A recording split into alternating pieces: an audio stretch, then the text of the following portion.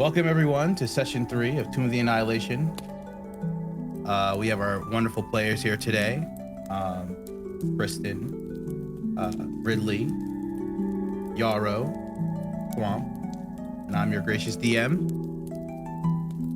And today we're going to start with Ridley. Ridley,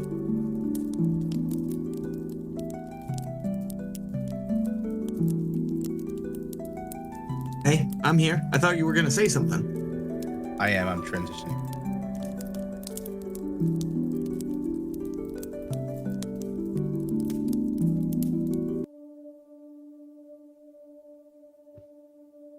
Ridley,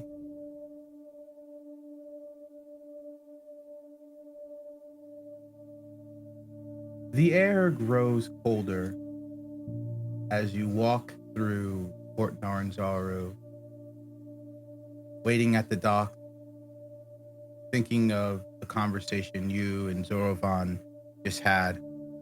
The lingering words echo in the silence. If you survive long enough, maybe you'll learn the truth. But beware, Ridley. The abyss never calls without a purpose. It always comes to collect its debt. With a flicker, Zoro vanishes, his presence gone, leaving you alone. Ridley, your heart races.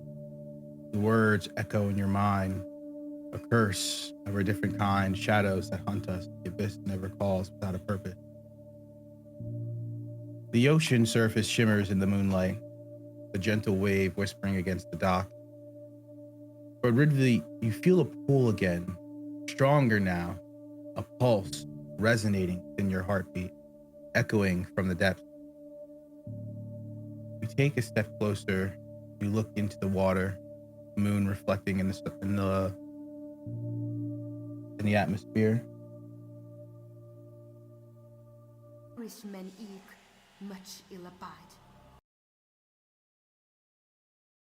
You start to feel the sensation again of the darkness starting to overtake your mind. The ocean pulses and you hear in your mind, return, complete, become. The words seep into your mind cold and sharp, a promise and a threat intertwined. Your chest tightens as the shadows reach out, burrowing in your thoughts.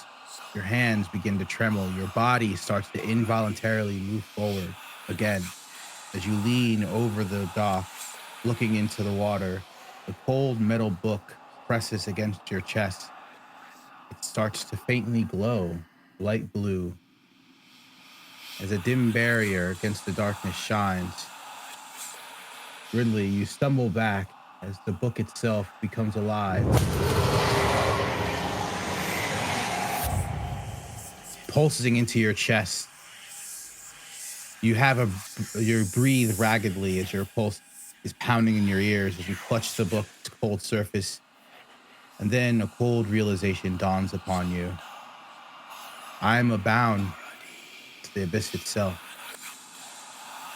You pass out. Hours later, you wake up, the sun rising.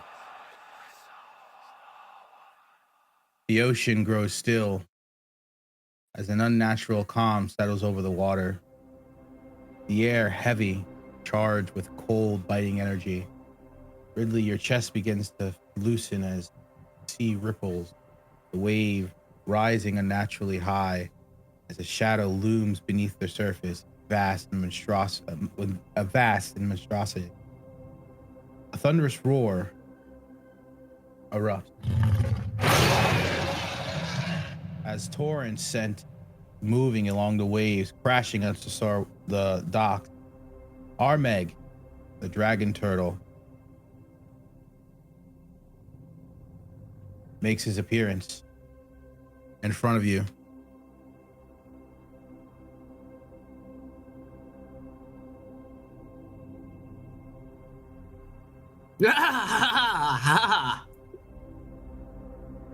He says, You dare stand before me, tainted in his stench.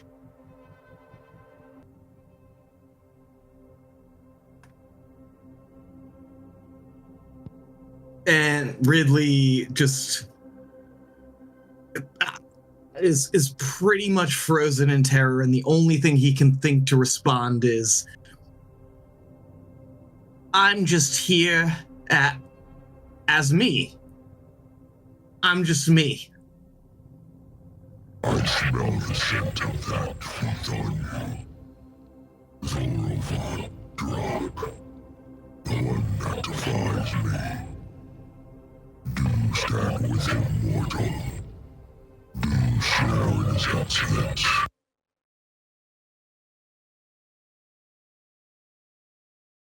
I never stand with anybody without knowing what they're about. His growl starts to vibrate as you see swirling energy start to form. So around no, his so no, mouth. of course.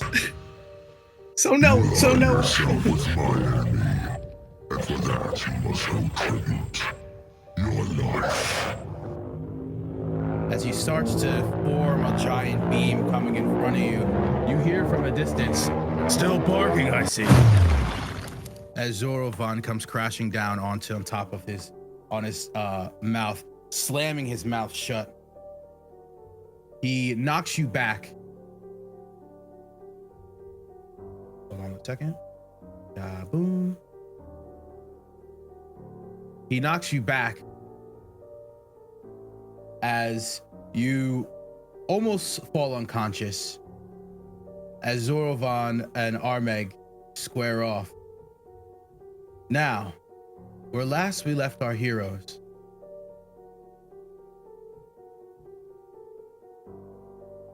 upon arriving in Port Naranzaru, our heroes took to the bustling markets, each seeking new gear and adventure.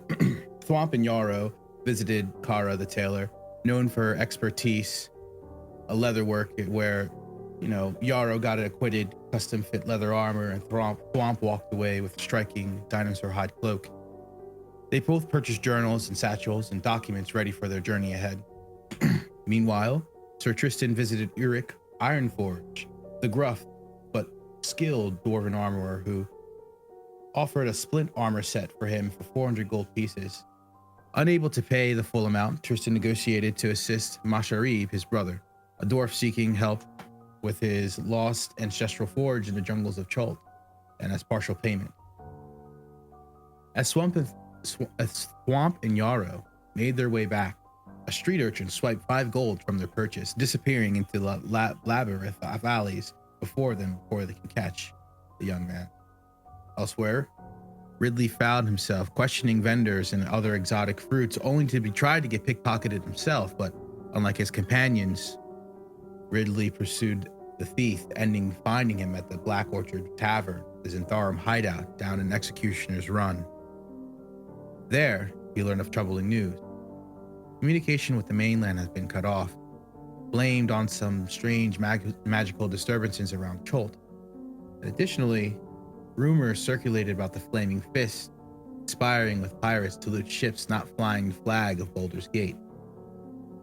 The Zentharum offered Ridley gold for proof and even more for confession, setting the stage for a political intrigue and dangerous allies.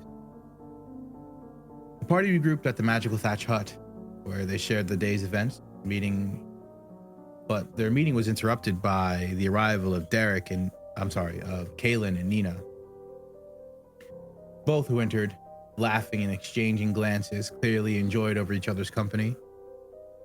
Kaelin shared his interest in the rare herb that has blue bulbs with green stems, knowing that it creates enhanced healing potions, and after a brief chat, they departed, leaving the party to strategize their next move, the collection of debt from Taban.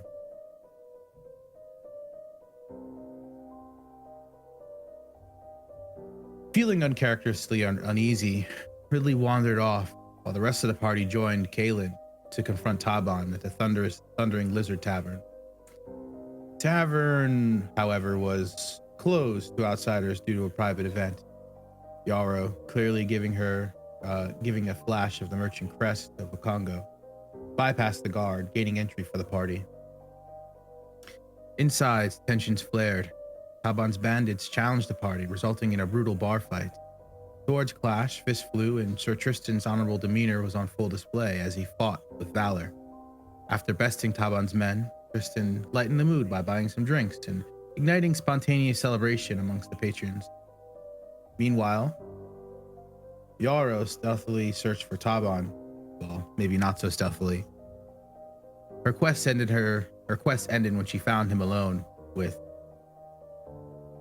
another in bed.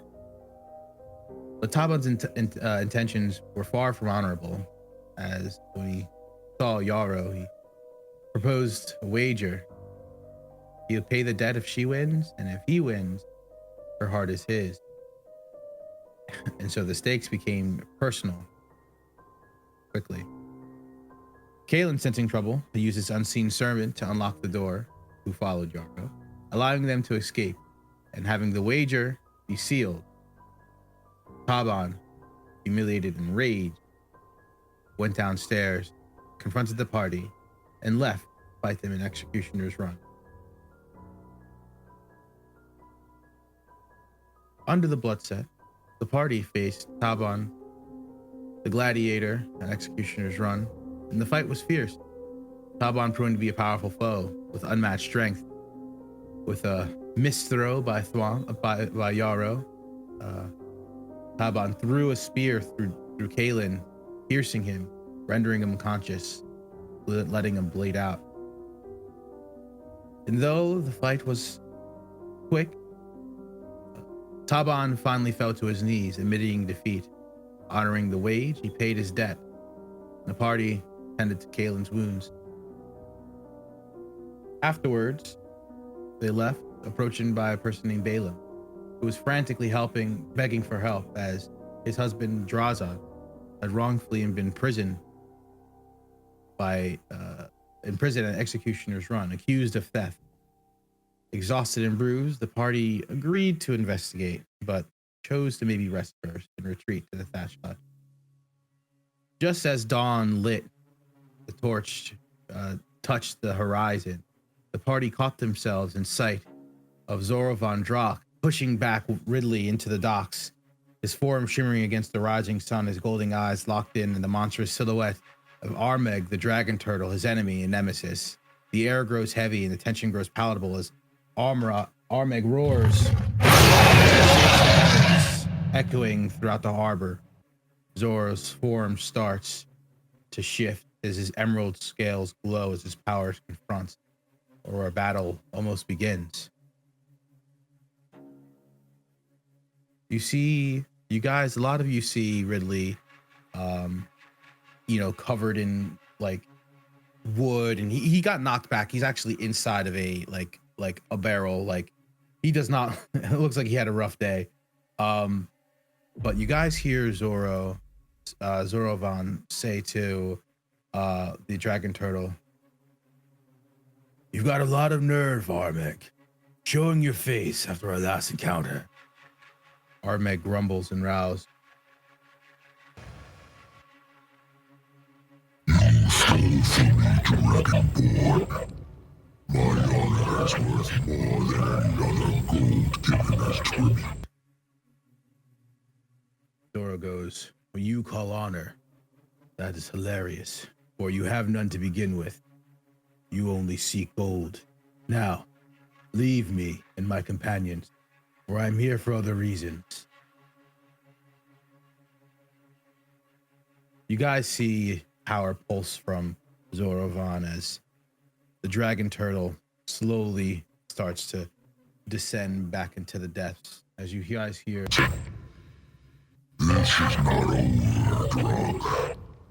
I'll remember, and I'll come for you." you guys see Zorovan turn to you as he goes, "Sorry about that lot. This guy is fixated after a loss. But worry not, your friend is safe. And for me, I have things to attend to. So, I'll be making my way. Good day." Whoops. Dorvan disappears. Sir Tristan narrows his eyes. He's kind of suspicious of. He has this lawman suspicion. He doesn't trust.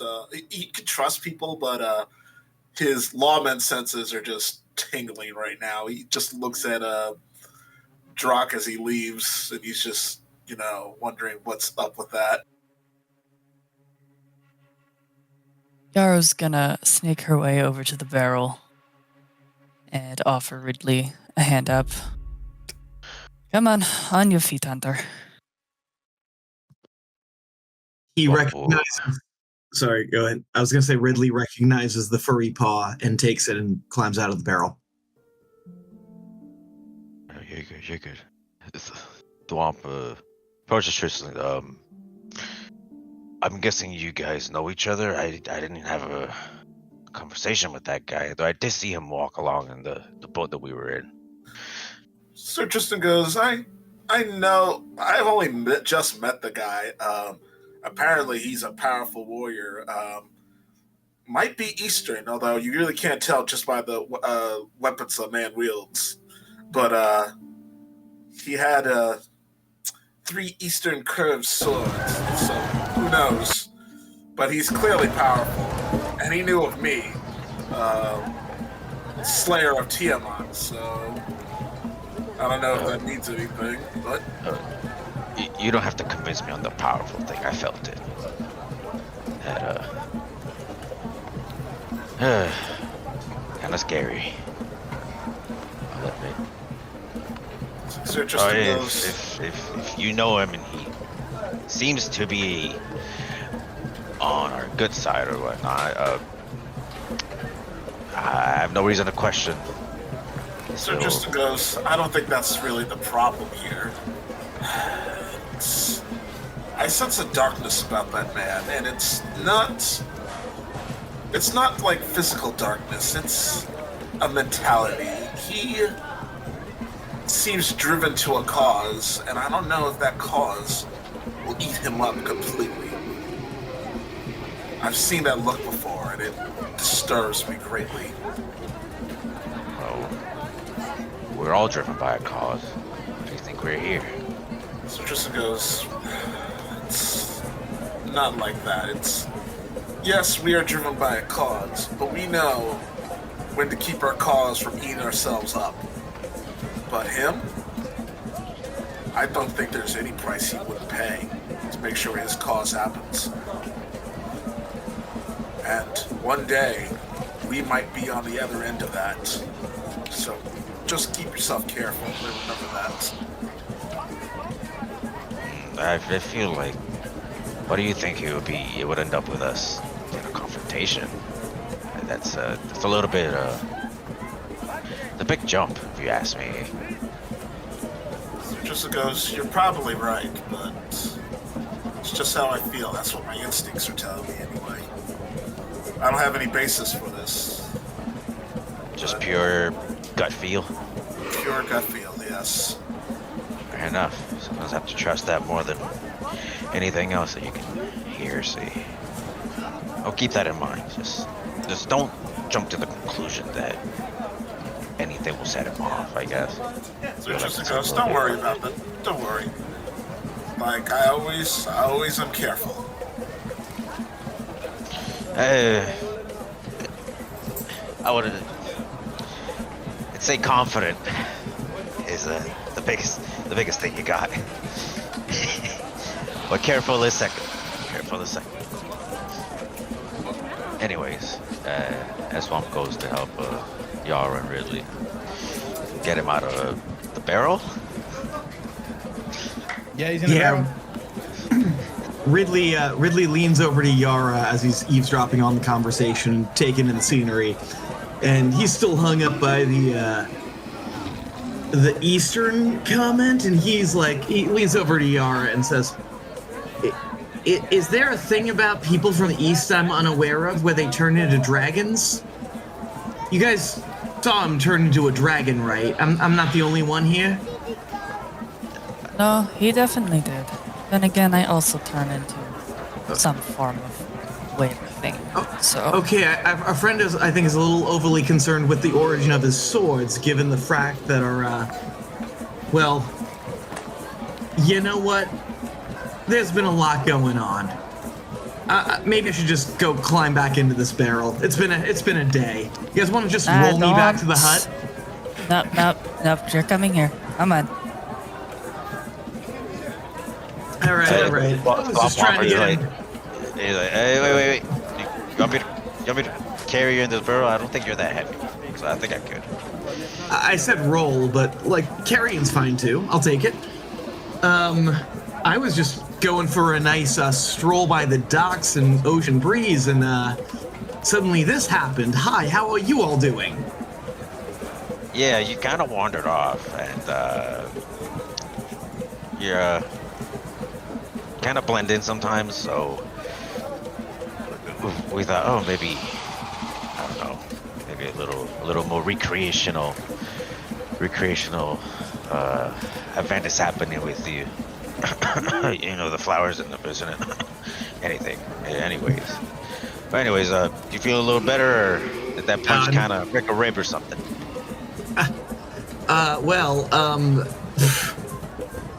Do I feel better? Did you all see what I just saw? By the way, are we all aware? We should go inland just a little bit. Let's wander away from the ocean for now, please. Let's go. Ridley's going to start scurrying up alleys if they don't move. Swap is carrying the barrel. Can't carry out. Can't come out. Sir Tristan walks out of Ridley's earshot and he goes to Yarrow. What is that man hiding? Probably odds. Only time will tell. You guys watch as Ridley starts to scurry up.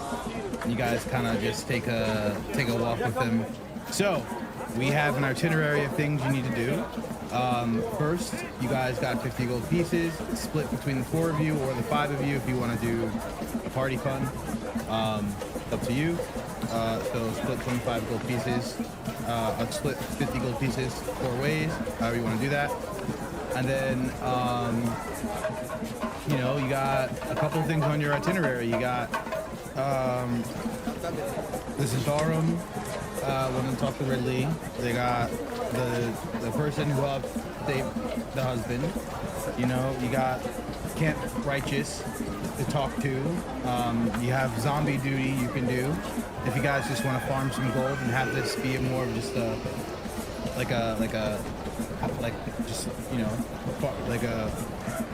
I guess fight session where we're just fighting zombies for a little while. We can do that. Farm some gold. The choice is yours. What are we doing? Sir Tristan's like, I am really worried about that man's husband, and it seems like this flaming fist business is going to come to a head sooner rather opposed to later. And not for nothing, every day that they steal from the public is a day that the public is threatened. Oh, I think they're doing that all pretty passively, considering that the public can't even go out into the jungle. If they do, well, pay up. How much was it anyways? Was it 50 for a license and then 3 to 4 a day if we want someone to escort us through? Something along the lines. I have it jotted down. Well, I think what would be hard. Let's go meet with the immortal fist. They should have. I'm sorry, the iron gauntlet. They should have.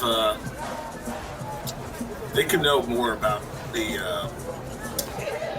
general politics of the flaming fist, and not for nothing, we might be able to. The more we know from them, the more we can proceed. It's usually handy to have friends in high places, especially when we're dealing with this. Do you know where they would be? I feel like this is all. Yes. Yes, they're in They're in a fort to the north. Oh, yes. Sorry, got a little distracted with the whole dragon turtle, too. Remember that. I mean, more info on it and what's going on here is probably going to help us out. Especially with the whole husband situation. Yeah, wasn't that escort vessel leaving sometime today?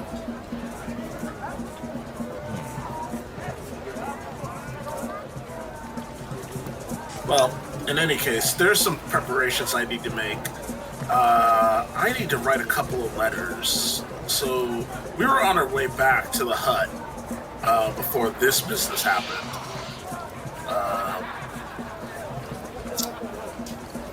I need to write a letter to basically my upper command at the Immortal on the mainland. Need to write them a letter asking what is the business with these flames or whatever, because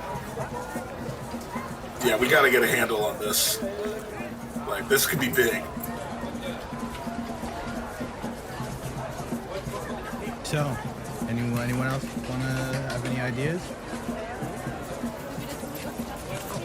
As long as I'm not the one talking, I'm up for going for the more information on this. Out of character, you guys were told, that Corporal Arian is where the Flaming Fist are, and Camp Righteous is where the Iron Gauntlet is, and you only know currently in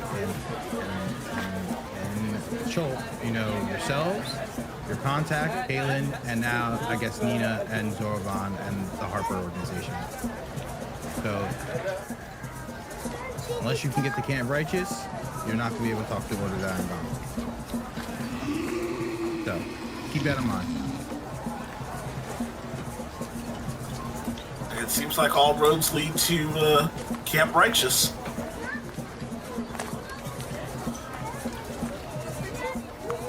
Where? And you said it was at the north. I'm not the one holding the map, so I can't really remember the trail there. So there should be a map in the session, in the maps in Discord, but Camp Righteous is not to the north. Camp Righteous is to the west. You would need a guide. To the north is Corporal Aria, where the Flaming Fist are. And then you have the Thatch Hut, is where your immediate contacts are right now.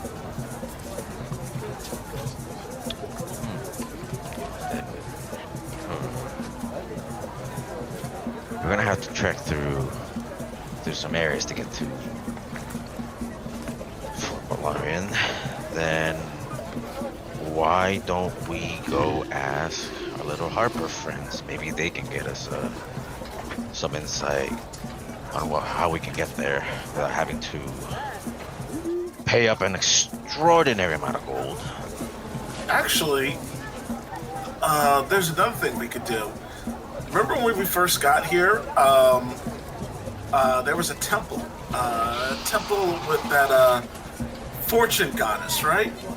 Did some guy there have some information on the Flaming Fist? Maybe we could ask them for help. Sure. It's right beside the Harpers. So... And that guy did want to meet with us. Whatever we decide, I think we need to make it quick before that slave vote goes out. Not slave vote, capture vote, prisoner vote. Whatever you all call it. Yeah. All right. Let's go to the temple. It's on the. It's not that far from our path. So a lot of you are going to Tamora's temple, and then the Thatch Hut to rest, and then that's what we're doing, right? Yep. All right. So a lot of you make your way to Port Naranzaru.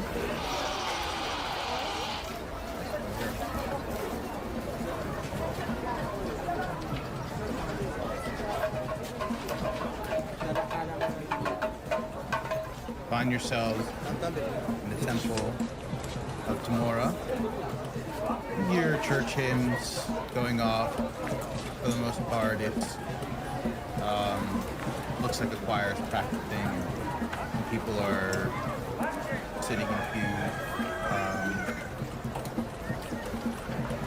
You guys see the priest from earlier. He seems to be conducting the choir. Hello, welcome back. It's like Sir Tristan goes, listen, can we meet in private somewhere? Away from prying eyes? There's been developments.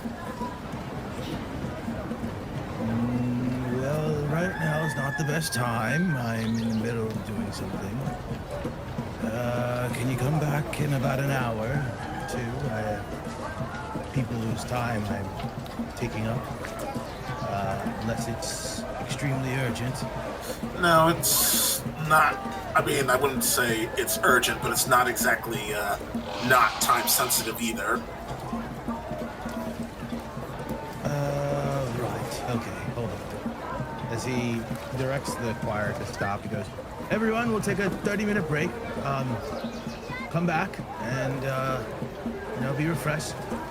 And he looks at a lot of you, goes, follow me. As he brings you guys, further into the church, into the back. It looks like administrative rooms, and more of a temple than a church. And then the administrative rooms, and then you guys see him step into his office. He sits down. He takes off his glasses. He pulls out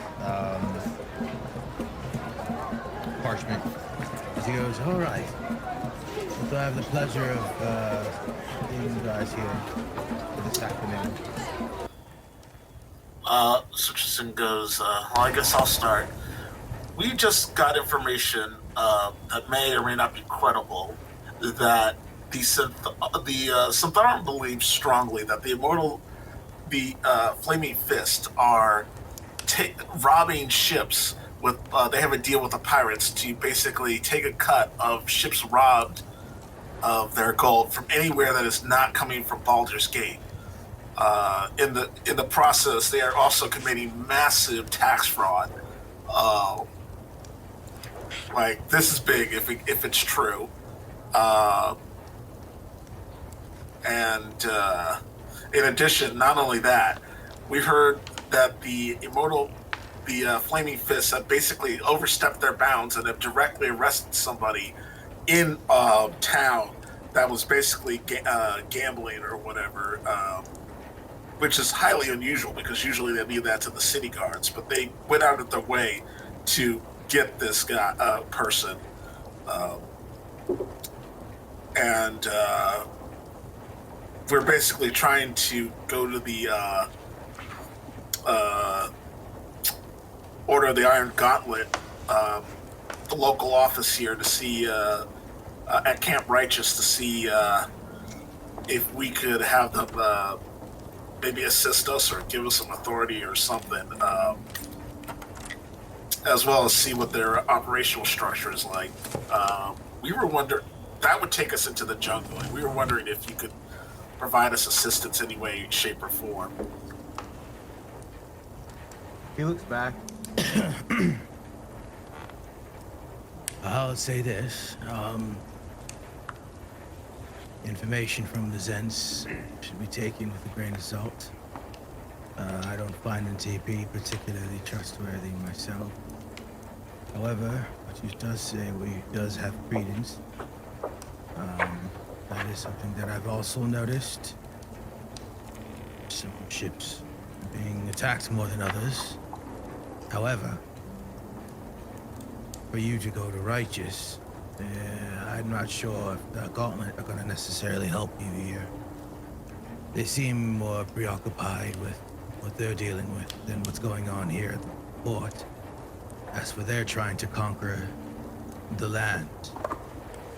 And so I venture you to reconsider trying to take on the establishment at this moment, but instead maybe find yourselves using of what you can from the Flaming Fist to get what you need. At least in my experience, that's how most adventurers find themselves to be successful. That being said, I do believe that for you to go to Popularia is a mere walk.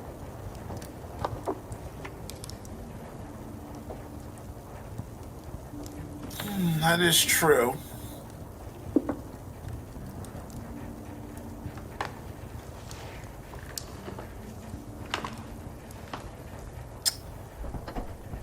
It's like my basic plan is to Sir Tristan goes, my plan basically is to try to audit them. Basically, I want to get a look at their books. And there's only a limited amount of ways they can hide that money if they're an organization that is basically guard duty. And I know where to look if they try that stuff. Well, your name was Sir Tristan, right? Yes, sir. Well, Sir Tristan, I'd venture you to say this, to do this. Maybe collect some allies' strength. You going there now would only venture you to be thrown away, in prison or what have you. I would much rather see you do this a little bit more strategically. But then again, I'm a mere priest, so I only know so much.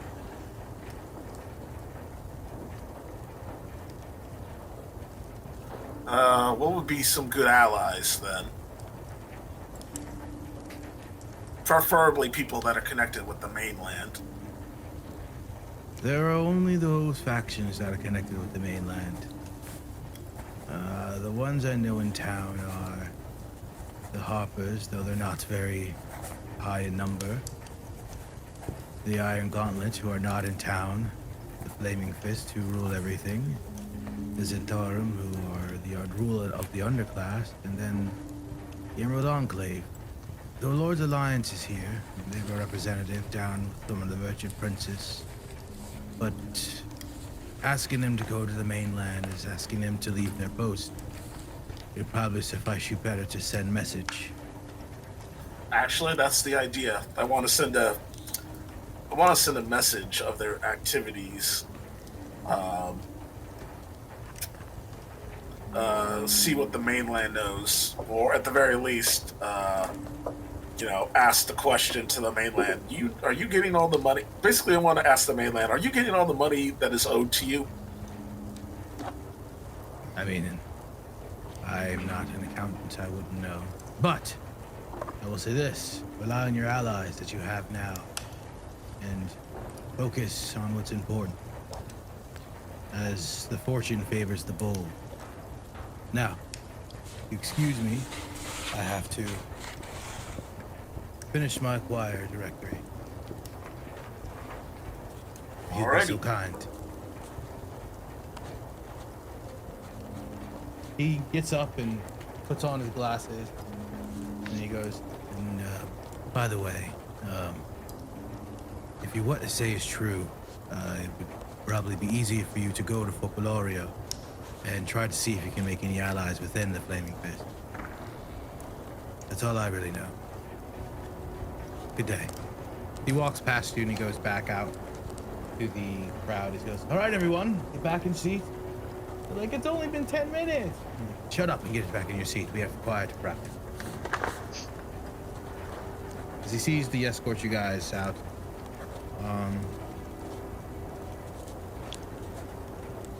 you guys are in town. Like Sir Tristan goes, well, that didn't go as planned, but... Well, what would you expect? He's but a priest. He doesn't have much sway in when it comes to these type of things. Though it is kind of weird that, gambling is outlawed. Yet this whole temple dedicated to it must have some sway, but not omnipotent. So, yeah, that's true.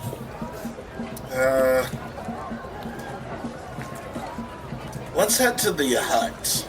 Because we were planning to go there, and I think Ridley is tired from his ordeal today. I think we all are. Shut the fuck up, I can go all night. And then Ridley kind of passes out like 30 seconds later. Thom picks him up, puts him on his shoulder. So yes, buddy, all night. He did do. So we leave our heroes inside the library of the Harpers. The lot of you decided to take a rest as it's been a long night.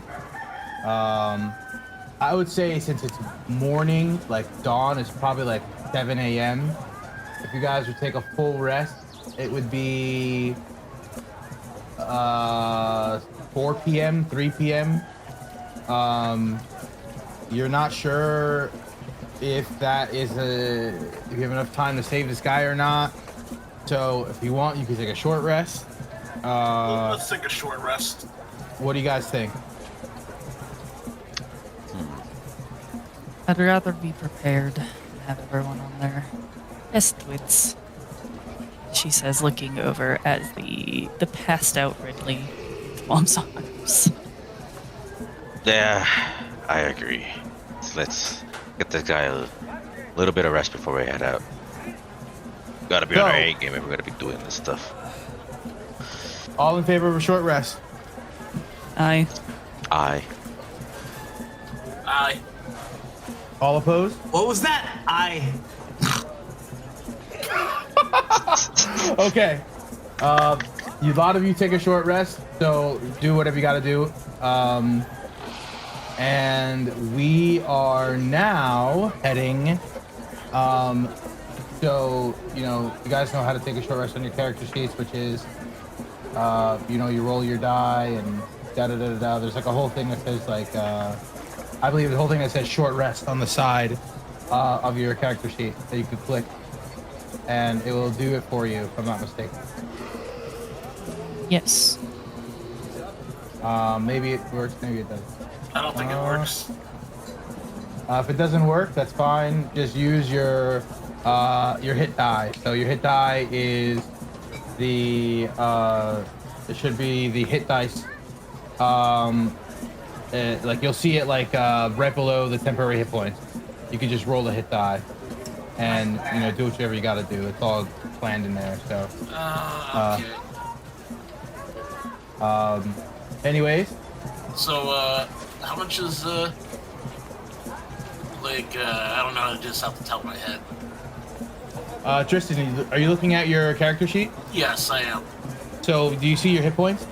Yes, 9 apparently. Below that, you'll see temporary hit points. Below that, you see hit dice. So that's a D20. It's a one. It just click on the word that says hit die. There you go. There. And now add 5 to your HP pool, which you have 9, so you'll be at full. Oh, okay, there we go. Okay. You guys want to do? So I think a short rest. You guys are all level 1, so I don't think any of you guys it really matters right now. Correct me if I'm wrong. So I'm ready to continue. All right. Do I get just off the top of my head, do I get lay on hands back for a short rest? I don't remember. No, long rest. Okay, good. All right, I'm good to go. Okay. A lot of you, we are, so if I'm not mistaken, we are heading to Executioner's Run to try to stop this guy from being, executed for gambling, right? Yes. Or at least sent to prison. I'm sorry, not executed. All right. So you guys, you know where Executioner's Run is because you literally were just there like 6 hours ago. So I'm assuming you know how to get there because you literally were just there. I'm not going to make you try to find it again. So you make your way back to Executioner's Run.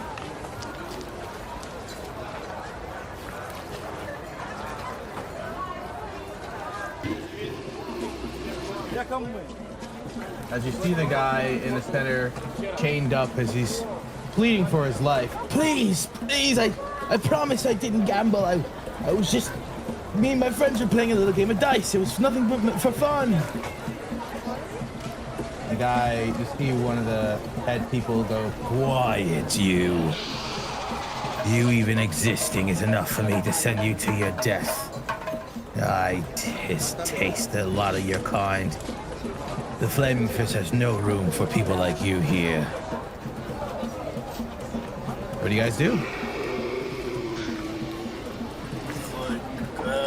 Sir Tristan moves. Do the guards see Tristan yet?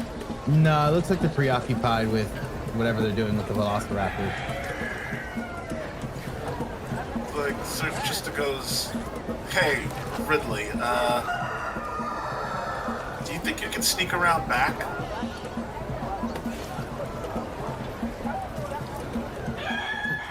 How far around back are we talking? Like where around back? I feel like the person we're looking at is the kind of in the middle, huh? It's like,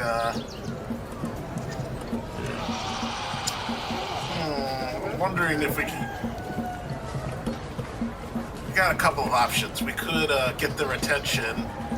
I don't want to kill these guys. The Velociraptors are all on the loose. Now they're running towards the guy. So Tristan goes, "Halt! What is all of this?" The guy's running for his life. Tristan, you might want to get down there and try to do something more than yell. So Sir Tristan jumps down into the pit, and he issues a death glare towards the Velociraptors. You know, the same death glare he gave that Chimera pet. All right, Tristan, get down. You guys are on roll 20. Go ahead and move your character tokens. Let's get this party started. Right? Tristan, Okay. I'm gonna need a very, very hard intimidation check. All right, let's do it. This is probably gonna fit.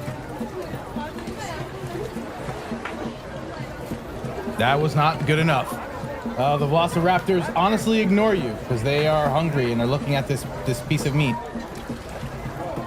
Ridley has a thing he wants to do when the rest of the party is situated. All right, what are we all doing? Ridley is gonna sidle up to our the dwarf guy in charge and whisper in his ear. But like, you guys do your stuff first. He's gonna wait for a second to see how the rest of this plays out for a round. So the leader is right here. This is the leader of what's going on. Oh shit, that's very far away. Okay. God damn it. Hang on. All right. Everybody else do something. I'm gonna look something up. How deep is the pit? 10 feet I down. don't think 10 feet down? Okay. Fuck.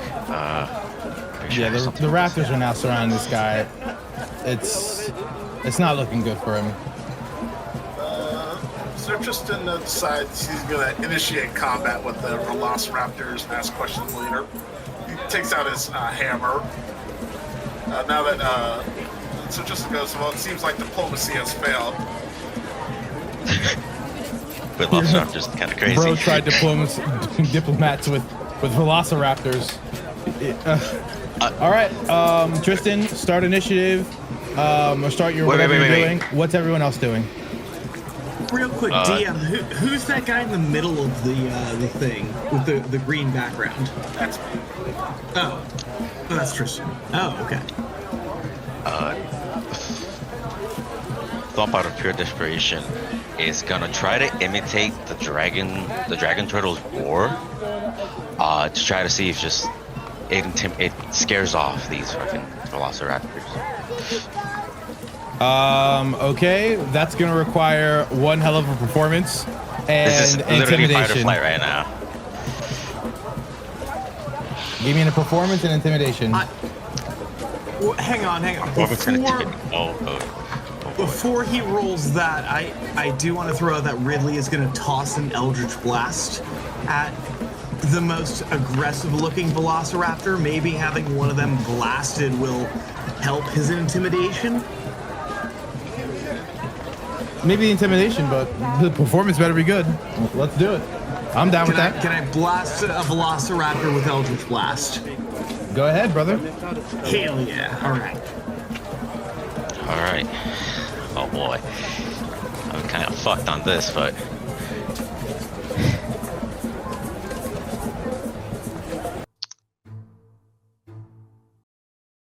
Yeah, no, I fucking buckle. Yeah. So Ridley sneaks Turtle behind and the this dragon. dwarf guy and blasts out an Eldritch Blast onto trying to find this guy. Is there there we go. This little tool. One of these guys. That guy. This one or this one? I was gonna say this one. All right, this one it is. 24, 100% hits. Ooh. So that hurts. You know, you did some damage. That hurt. That was not enjoyable. Woo. So everyone roll initiative. Boy.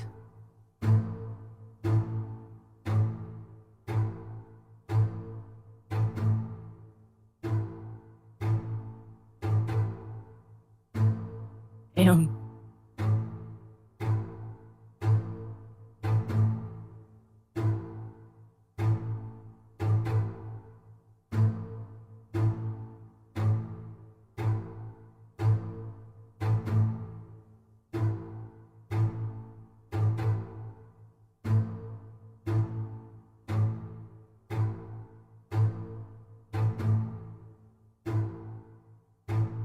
Swamp.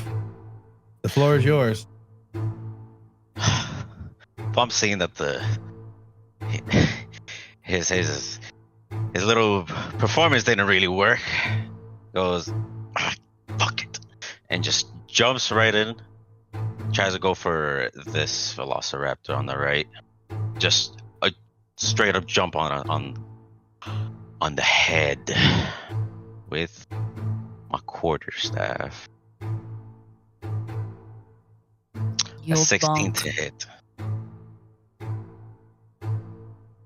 16 definitely hits. Then, so what are your damage, my friend? 8 bludgeoning. Oh, brother. Yeah, nah, you're fucking up. This raptor is about to die. He broke his neck. The thing is barely on its last legs. And then I go to kick it, like, straight on the fucking jaw. See if it just... A 12. Yeah, okay, give me your damage. Yeah, straight in the jaw, dislocates jaw, the raptor's dead. Whoops, that didn't mean to happen. Look at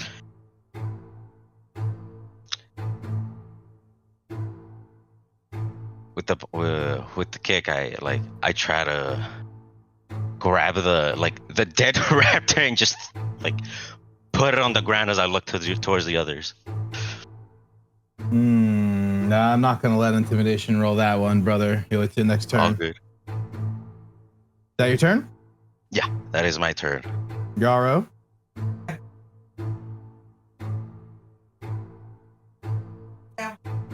For now, she's going to hold her action, I think. And change of plan. She's gonna sigh. Just be like, don't know if this is something we should be meddling in. As she jumps also down into pit. Scurries over. She will pull out her spear. Give this thing a whack. Roll two-handed this time. That misses. Does not hit. Probably, yeah. Okay. Onward. So this Velociraptor is dead. Tristan, you're up. All right. Let's see. Let me just see if I can. How do I check distance again? So on the side of your left of your tool, you'll see a little ruler that looks like a measurer, and you can click on that, and then you can click and drag. At the very top, you'll see the select. It looks like a triangle.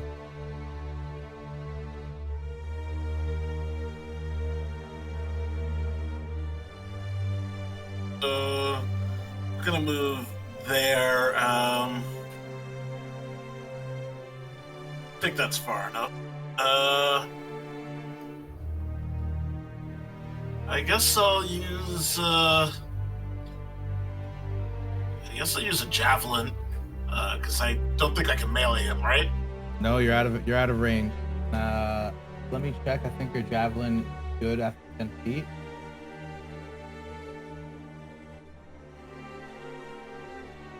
Yeah, you should be good. Alright, I'll use my javelin on, I don't know if you can see it, the javelin to the right of the guy. Okay. Do I get advantage on that because I'm behind him? No, not that. Only when you are within melee.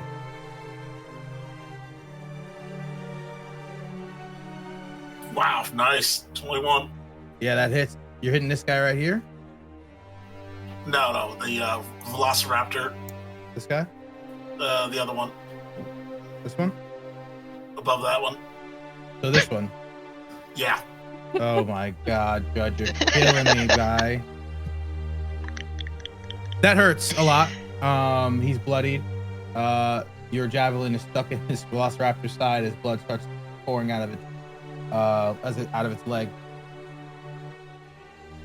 All right, and I'm going to end my turn because there's nothing else I can do. This Velociraptor was about to be hungry, but now it's upset that you just killed its friend, so it's going to run over to you and start to chomp. First with its claw, 10, that misses. Next with it bite, nat 1. That's unfortunate. But oh no, it doesn't. Never mind. Ridley.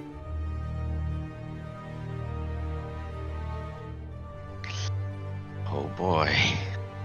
Indeed. Well, this is quite a scene.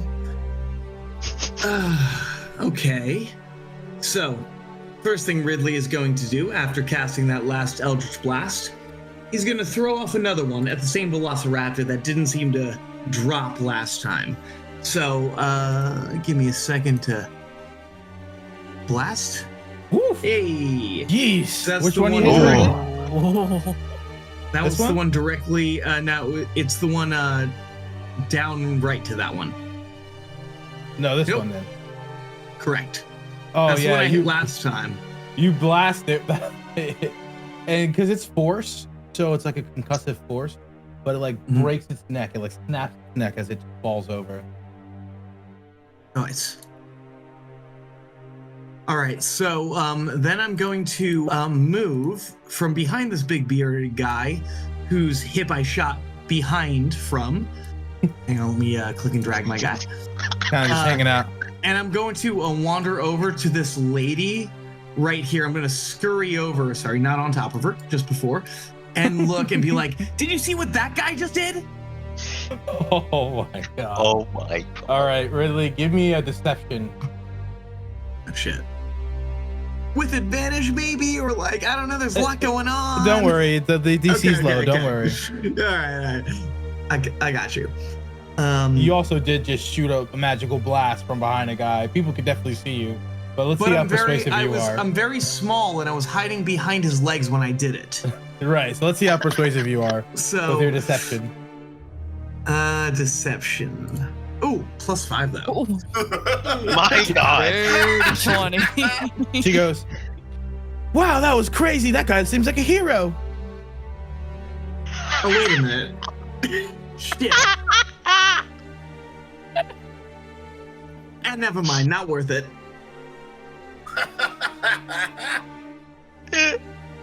Is that your turn, sir? Sure is. This velociraptor was about to bite into this person, but his friend just got blasted and his other friend got his neck torn, so now he's upset. So now he's gonna go for this girl because he's just upset. Bite 15. That's a hit, I believe. 3 piercing. Next is 18. Okay. Oh, actually, what was the first one again? 15. Oh, yeah, no, both hit. So 3 Yeah. and 6 slashing. 6 slashing total. Mm-hmm. And then Okay. is going to make its way next to you over here. This velociraptor is dead. The commoner, the person, he goes, "Thank you so much," as he starts running for his life, and tries to scurry up the wall. You guys hear a roar, "Don't let him leave, he's a prisoner," as you see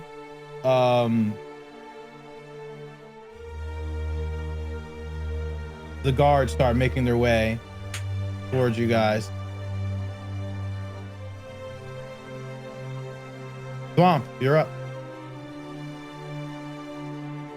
Does the velociraptor right beside me react to the guy scaring up, or no? The velociraptor is locked with you, dead eyes. It is fighting for its life. It is not worried about the commoner that just ran by. Okay. Then I... Fuck it. Can I help the commoner, like, push him up the 10 feet? I mean, you can try.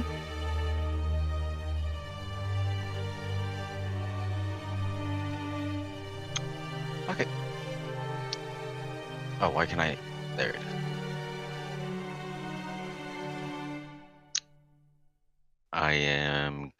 I can't move my character. Can't move your character. Yeah, no. Okay, no worries. I'll take care of it. Just tell me what you want to do. Move him over to here so I can, like, help the guy out of the pit. Okay. Quick question: are you on the select tool? Do you have Control S? Yeah. Yeah. Control S. And you click on your guy, you can't move him. Yeah, no, not anymore. I used to, like, there you go. Now it's back. I don't know what happened. No worries. But yeah, I move over and just, like, try to just one good shove up. Give me a strength check. Straight strength. Straight strength. Mm-hmm. Oh, this is the fairest it's gonna get. 17. Yeah, you're able to push him up the wall as he starts to run, but you notice he gets to the edge and stops and then looks back at God and then runs off.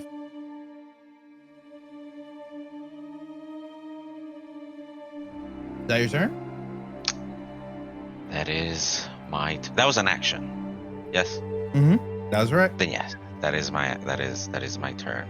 As I just straight look at the velociraptor again. All right, Yarrow. All right. Yarrow now actually taking damage and definitely knowing that she's going to be in a fight is going to use her bonus action to shift. Mm-hmm. That being said, what does that look like? So once again, she tends to have a more humanoid appearance when she is out of form, but when she gets into form, more fur springs up and starts growing up her arms. Her musculature becomes more defined. Her fangs grow longer. Her lips pull back. Her ears and a lot of her other features just become a lot more cat-like. Her tail tends to whip back and forth pretty frantically. Some of the people start to like not revolt, but they look shocked at what they're seeing. Like, this is some weird lycanthropy. that being said, she's gonna pull out her short sword from her side and take a swing at the velociraptor attacking her. She's not happy with it. Okay. 8 misses. Hey, Yeah, not a good That is day all for for her. Yarrow. Yep. not her day. Not her day. Tristan. So just goes, well, that went sideways. It's gonna just complicated things. Let's kill these velociraptors first. Goes over to Yarrow, and he swings his chime hammer down on the thing. That misses. Oh, sorry, that's not a roll, actually. Oh, okay, that hits. And that is 24 for 12 bludgeoning. Yeah, you completely crushed this thing's skull. Like, it is dead. All right. Is that your turn, sir? Yeah. Is there a possibility of talking to the guards, or no at this point? I would give it a free action to talk to the guards. However, you just did kill 3 of their velociraptors and let their prisoner get away. So we'll see how discussions are going to go afterwards. It's like Sir Tristan goes, call your pets back. I protest the treatment of this prisoner. Like, in return, we know where that man is going. If you agree to cease your actions, we will capture that man for you again. All right, Tristan. They heard your voice. They heard your plea, and we'll talk about it when it gets to that time. That's your turn? Yes. This velociraptor is running for its life. Opportunity attack for Thwomp? Is it running back towards the guards? Yes.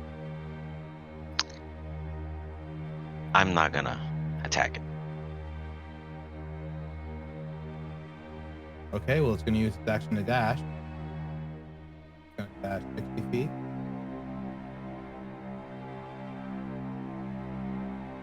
Ridley.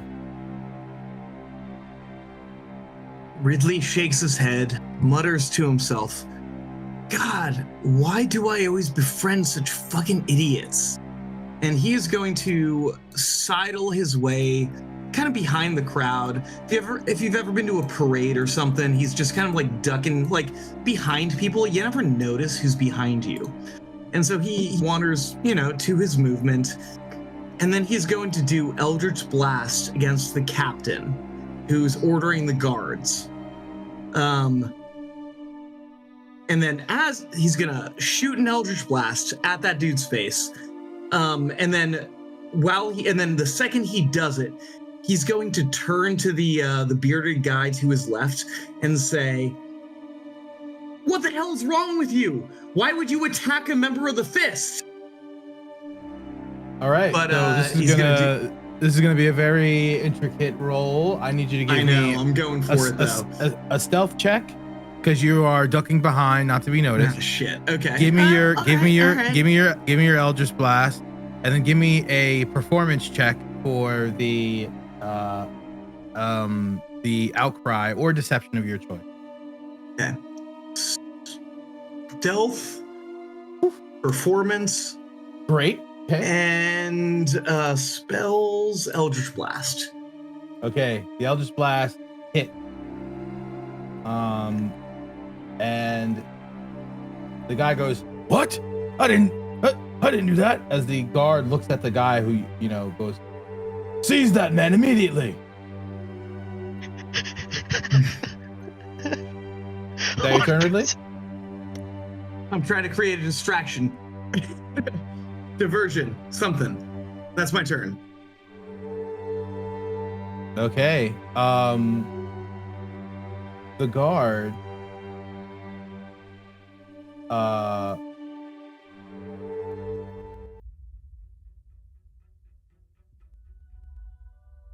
The guards call back their pet, and They line up, and the captain goes, "A lot of you have some explaining to do.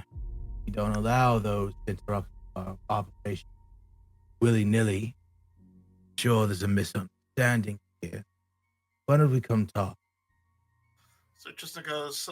Sir Tristan takes out his Order of the Cog badge. Do these guards, are they aware of the mainland major commanders?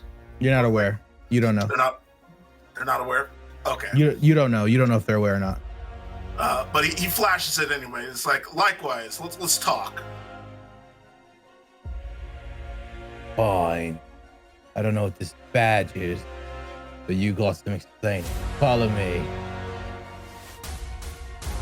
He takes a lot of you into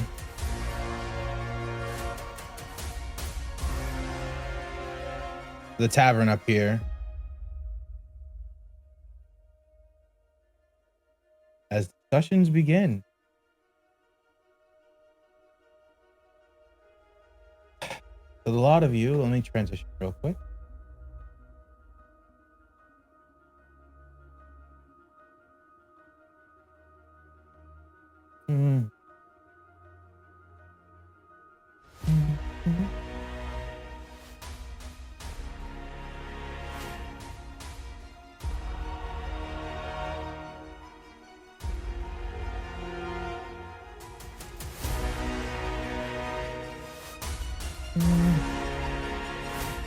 Uh-oh, I can't find my map, so I'm just going to use the one that I already used. Times it just be like that. So.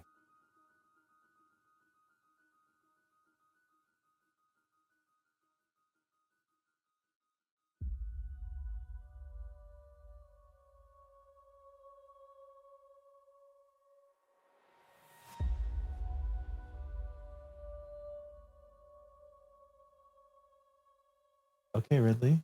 See you. Let's do over here. So you are stealth.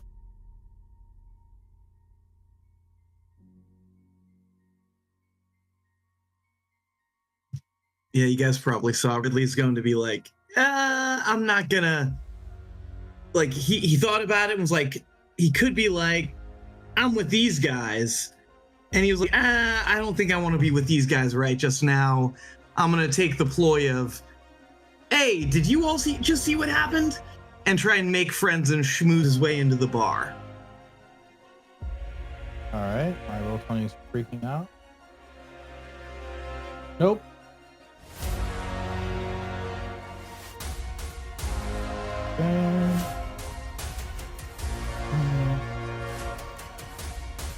So, a lot of you are inside this tavern, and negotiations begin.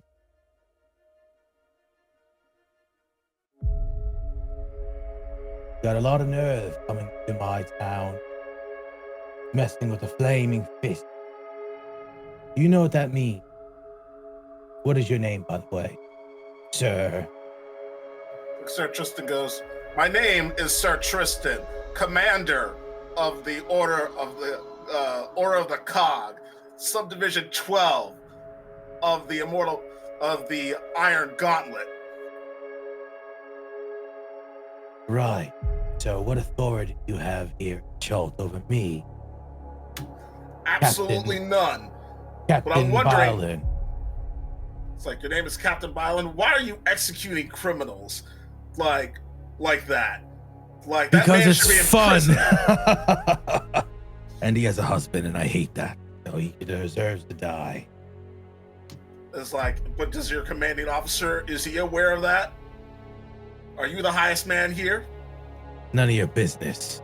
I'm a part of the Flaming Fist. As he flashes quickly a insignia, those who are here present watching, so it would be Swamp Yarrow, and give me an insight as he flashes it.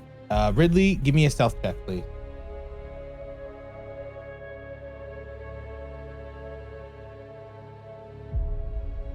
Can I do an insight as well? Yes, sir. Ridley's in the bushes, like pretending that he can't be seen. clearly being seen in the bushes, but Whoops. no one's paying attention to him right now. Or they are. It's just like the patron's like, okay, that guy's had too much to drink. Why is that? What's that guy doing in the corner? He's probably just drunk. Probably just having a bad day. Let him do his thing. So with your 16s and 14s, Swamp, you're not really too sure, but for sure, Tristan, you know that that's not a real flaming fist instinct, and so do you, Yara. You've seen a flaming fist. You've been to Baldur's Gate. Yara, you've seen a flaming fist in Neverwinter. That looks fraudulent to you.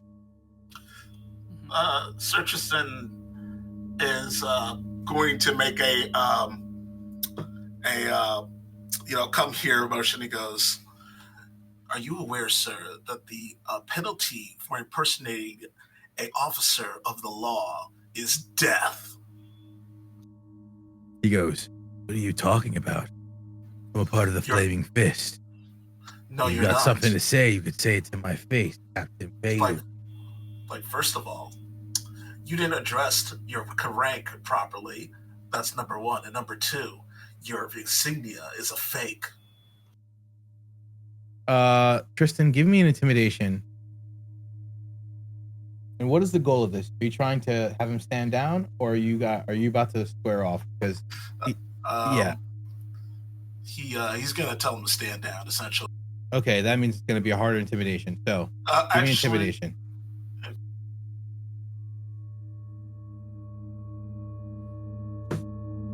Oh, 15. Yeah, you barely goes. I'm not standing down for shit, but I advise you to step the fuck back, and both of us can go on our way, can we? We don't need any trouble here in this bar. No one needs to get hurt. As he looks at his men, as the men start walking towards the people who are, like, would be considered just pedestrians. So Sir Tristan goes, "Just leave town, and I won't inform the Flaming Fist that you besmirched their good reputation. How's that sound? And we'll forget that we even saw each other." Well, this is happening. Thwomp is like basically like jotting down his face on the journal. Okay. And all the other ones. Okay. What's everyone else doing before we continue? Yara's kind of growling. She's probably still... It's been a minute, so she's probably out of her lycanthrope form. She's kind of licking her loons. She doesn't really want to get in a fight right now. She's kind of hoping that Tristan can talk these guys down. She's also kind of giving both of them a side eye because, once again, she's realized that Grest is fake. She's trying to... It looks like Tristan understands, but she's trying to kind of tip in Thwomp that, like, hey, these guys, something's off, you know? Ridley, are you still in the corner, or what you doing, brother?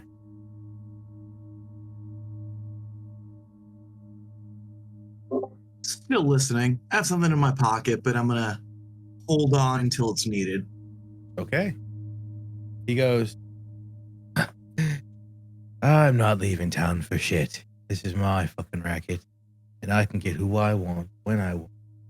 Because the guards here are afraid of me, and no one can do anything about it, except the Flaming Fist. And to be frank with you, they don't really care as long as I pay them a little bit of what I make.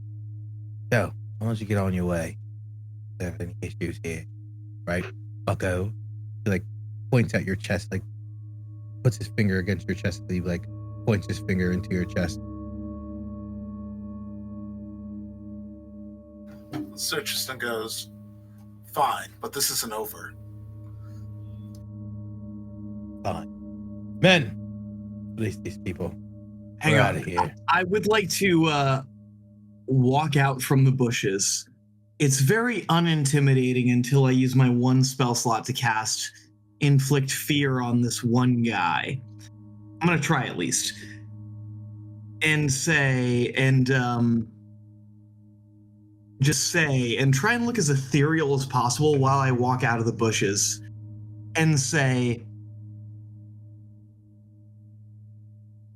if you lay eyes on any of us again, or that man in the pit, the ocean will claim you.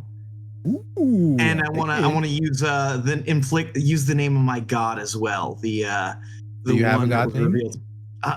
The one that I'm trying to remember, the dragon turtle. What's his name? Oh, Armag. Okay. I'll get you the name. I don't think you know the name of your god yet. I haven't revealed it to you. But I'm definitely going to use. But the name you're of the gonna turtle. use. Oh yeah. Okay, I feel what you. Okay, I love it. Give me a. So this is coming from a place of intimidation with fear, and so and I need to cast the spell first. So, right. So go ahead and cast the spell.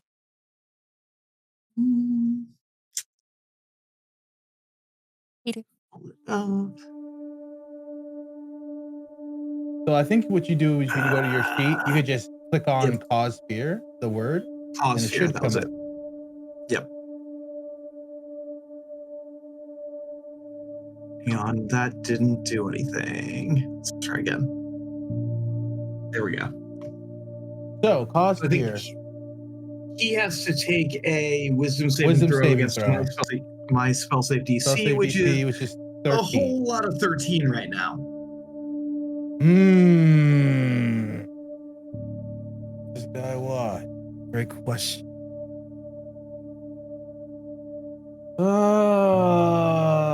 Is he why? No. A 2. So he is frightened. And he is, so if I'm not mistaken, he has a sense of a fear, and so I believe he is just has the fear factor, which he has to get away from you till the end of his turn, and then also additionally you're going to try to intimidate him into saying what you said. So give me intimidation with advantage. Sick. And I'm just like, as I do this, as I step out of the plants, and then I'm just going to sidle up to my friend's sides as I'm saying these things and just stand next to them. You said intimidation, right? Yes, sir. With advantage. That's good, because I got a -1 on that. No. Investigation. Sorry, that was investigation. Investigation. Oh my god, I'm sorry. Yeah, intimidation. There we go. Okay. So Ridley, if I'm correct, you are moving over here. Yes. Okay, so you're moving over here, and you give them some intimidation. You say, "You ever try to lay hands on me and my friends again, the ocean will claim you." The guy is scared shitless. He goes, men, leave immediately. As he starts running out of the establishment, the men confused walking behind. This isn't over. Yeah, it's over. Yarrow is gonna side-eye Ridley. Just kind of a, what the hell did you just do? And I'm just gonna look and say, oh god, I'm gonna need a nap before I do anything like that again. You're telling me I need to lick some ones. It's like, I think it's for the best we avoided combat with those guys. But now it's telling that they were fake. I wonder if the Flaming Fists were in the city to begin with.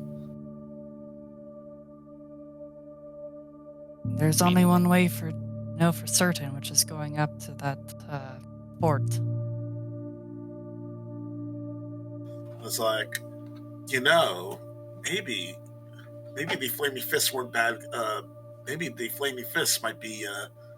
I mean, they're involved, according to what that guy said, but maybe they're not as bad as we thought. Excuse me, you hear from across the bar.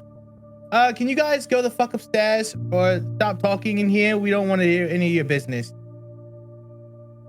It's like, let's Yeah, leave. we should leave. Yep, let's bail. Our apologies. I agree. We'll be out of your way. From the bar's perspective, you guys just came in here and then threatened to kill these people, and then his customers got taken hostage, and then he's like, "Get the fuck out of my establishment." Just get out. Just leave. Ridley's gonna waggle his fingers and go ooga booga booga on the way out. The guy is the bar owner is extremely afraid. He also was intimidated by your fear. And so he thinks that you're some type of demon, or he doesn't know.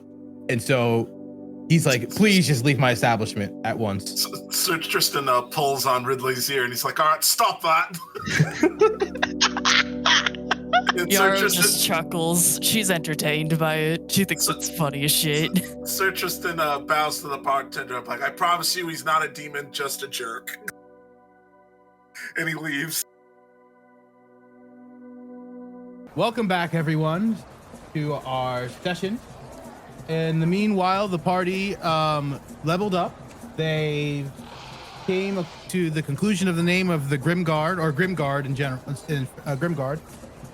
They were offered 25 silver pieces by the people that saved Balaam and Draza.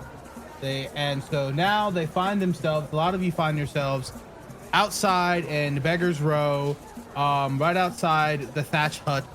Kaylin's with you, and you guys see someone coming up to you from the Temple of Timora, and they are dressed in a priestly robe, and they go, excuse me, are you the adventurers that Pastor Bailey sent? Oh, yes. Yeah, we're the, let's call ourselves the Grimguard. Oh, okay, Grimguard. My name is Undril Silvertusk, and I am a representative of the Order of the Iron Gauntlet, and so I just came here from the mainland, and it would seem that my group is not in town, which is concerning. And after speaking with this father of the Church of Timor, who I worship, he has informed me that they are in Camp Righteous. And so I am asking a lot of you to escort me. I will pay you 200 gold pieces to escort me to Camp Righteous, if possible.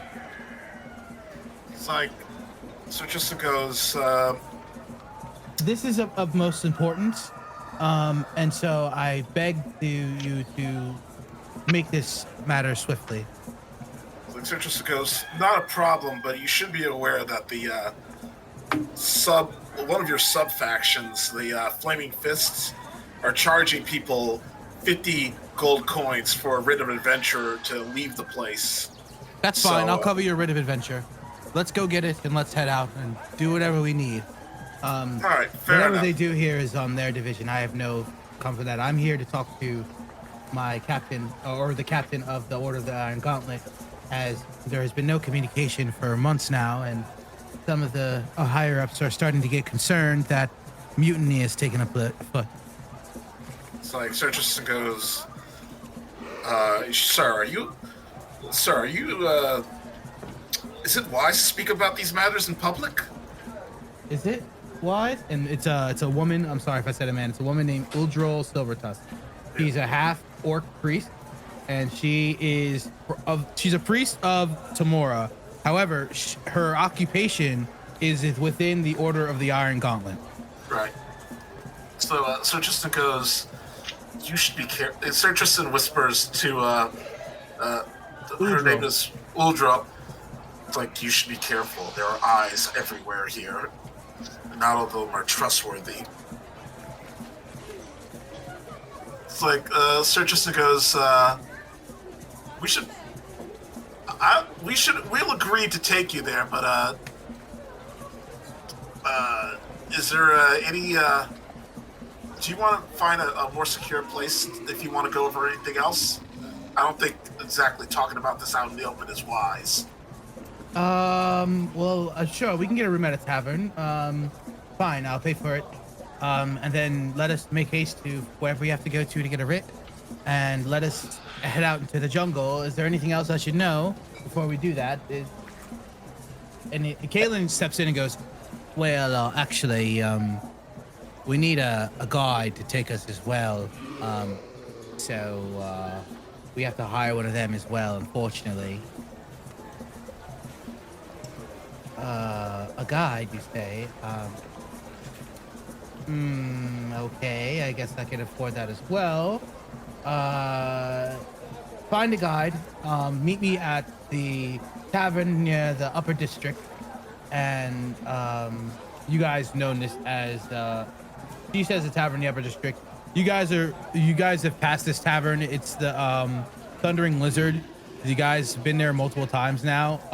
But the Thundering Lizard is like a place where most people who have money go to get private rooms. So you've been there already, and they hold private events and other things. So you're familiar with the place. But she says the tavern in the Northern District. And I'll talk to you then, okay? It's like, sounds like a plan. It's nice working with you. Sir Tristan offers to shake his hand. He's like, I don't know if you know me. She. It's like, I don't know if you know me, but I'm the commander of the Iron Cog 13th Division. Wait. Kristen? Yeah, that's me. Sir Tristan flashes a warm, welcoming smile. And he gives the peace sign, too, because he's a huge dork. What the fuck are you doing in Chult?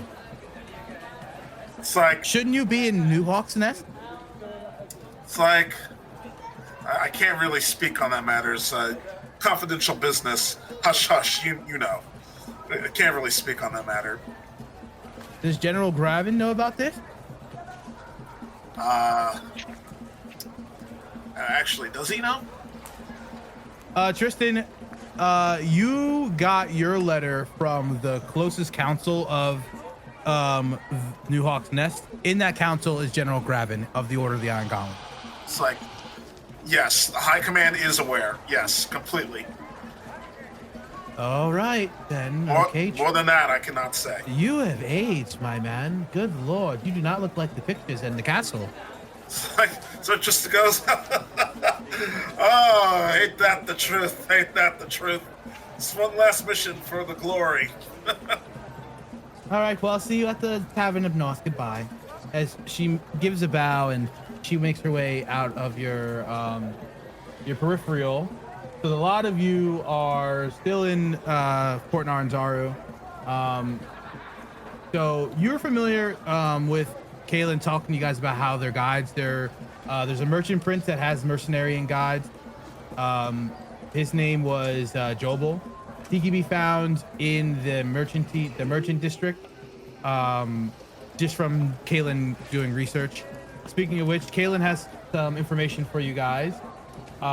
His understanding for the jungle.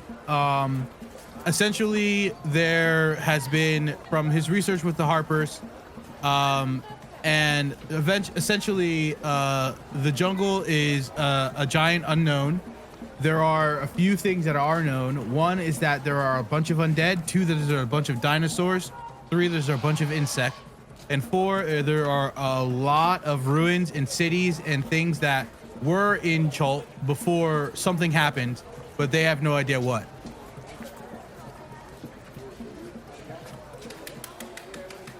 So to go through that again is they know that there are a lot of bugs, dinosaurs, and undead in the jungle. And they know that there were a lot of cities or a lot of villages and life in Chult before something happened. However, they don't know what happened. So I would like to pull Yara aside as we're walking over and say, hey, look, I'll be honest. I avoid going outside at all costs. And I know this ain't exactly your normal comfort zone here. But if anybody's going to know if this guide is full of shit or trying to pull a con on us, and is one of those loud, confident guys who thinks he knows what he's doing, you're the type of person who's going to sniff that out. So, I don't know. You got a code word or something where you can tell us, give a thumbs up, a thumbs down, or like, I don't know. Pick something. Wink left eye, wink right eye. Tell us something. He's just gonna kind of narrow her eyes at Ridley and code word. I mean, yeah, I'll definitely sniff out that this person is legitimate. I'm not dealing with some sloppy guide who thinks they know what they're doing. I'll follow the respect of the rules, but when it comes to survival, I'd rather not put it into other people's hands. All right, all right.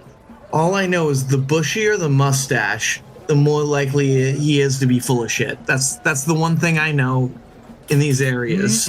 Otherwise, I'm listening to you. So where are we going, guys? Well, Let's go get the guy. She just goes, let's go get the guide first. It always helps to be prepared. I wonder if my connections with the Emerald Enclave will make any difference. All in favor? Aye. I. So a lot of you head, you go towards the merchant district. You see Goebel's mercenary and guide. You walk inside. You see a Chultan, bald head, very built man sitting down at a desk. It looks more of like an office when you walk in than any like a store. And you see next to him, talking his ear off, a man who has the bushiest of bushy mustaches, with a long beard, bombastic attitude, and he goes, "Come on, man, I'm telling you, now that I'm a guide, I could just take some people out and I can read about and write about it, and my book will go even further, I promise you. Just allow me to go out with some people and it'll be fine." And the guy goes, "You're new here, buddy, and I'm gonna be real, I don't really trust you. You really don't seem like you know what you're doing. So I don't know if I can feel comfortable charging people if you really don't know what you're doing. You literally just got your license. Trust me, I'm super good at moving through jungles of any place, anywhere. Just give me some faith. I promise you it'll be great." Yaro's immediately we'll talk about sizing up it. this man.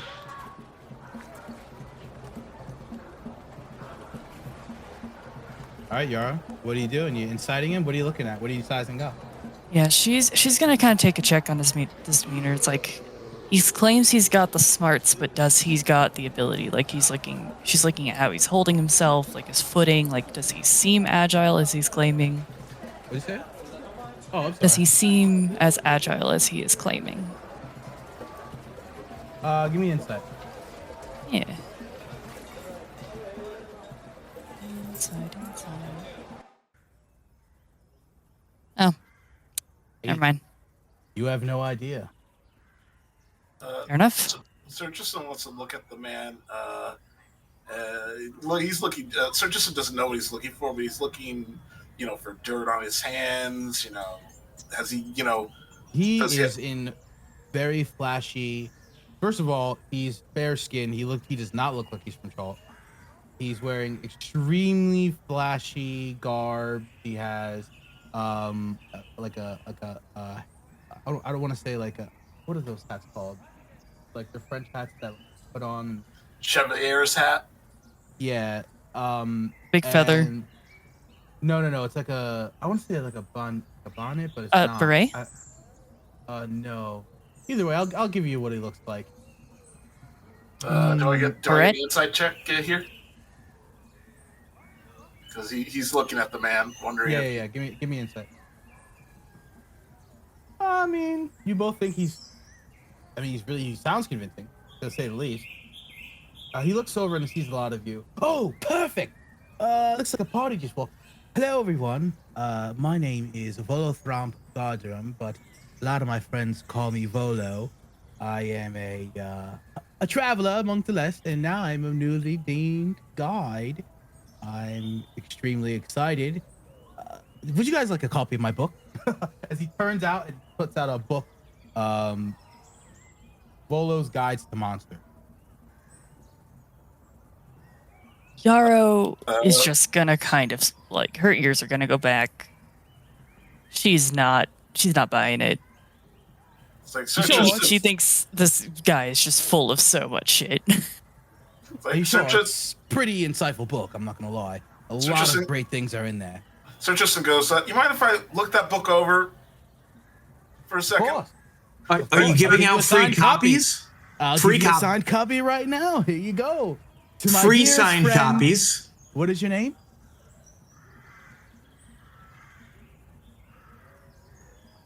He's looking directly at Tristan with a book in his hand, with a pen. It's What is like- your name, sir? It's like Sir Tristan goes, let's just go with Tristan for now. To my dearest friend Tristan. Enjoy this with the most can. Bolo. It's like, Here you go. yeah. Sir Tristan, takes the book, tersely from the man, and he opens it, and he does a quick read over to see if the advice in the book is actually, worth a damn or not. Yeah, it's actually lit. It's Bolo's Guide to the Monsters. You guys have that compendium.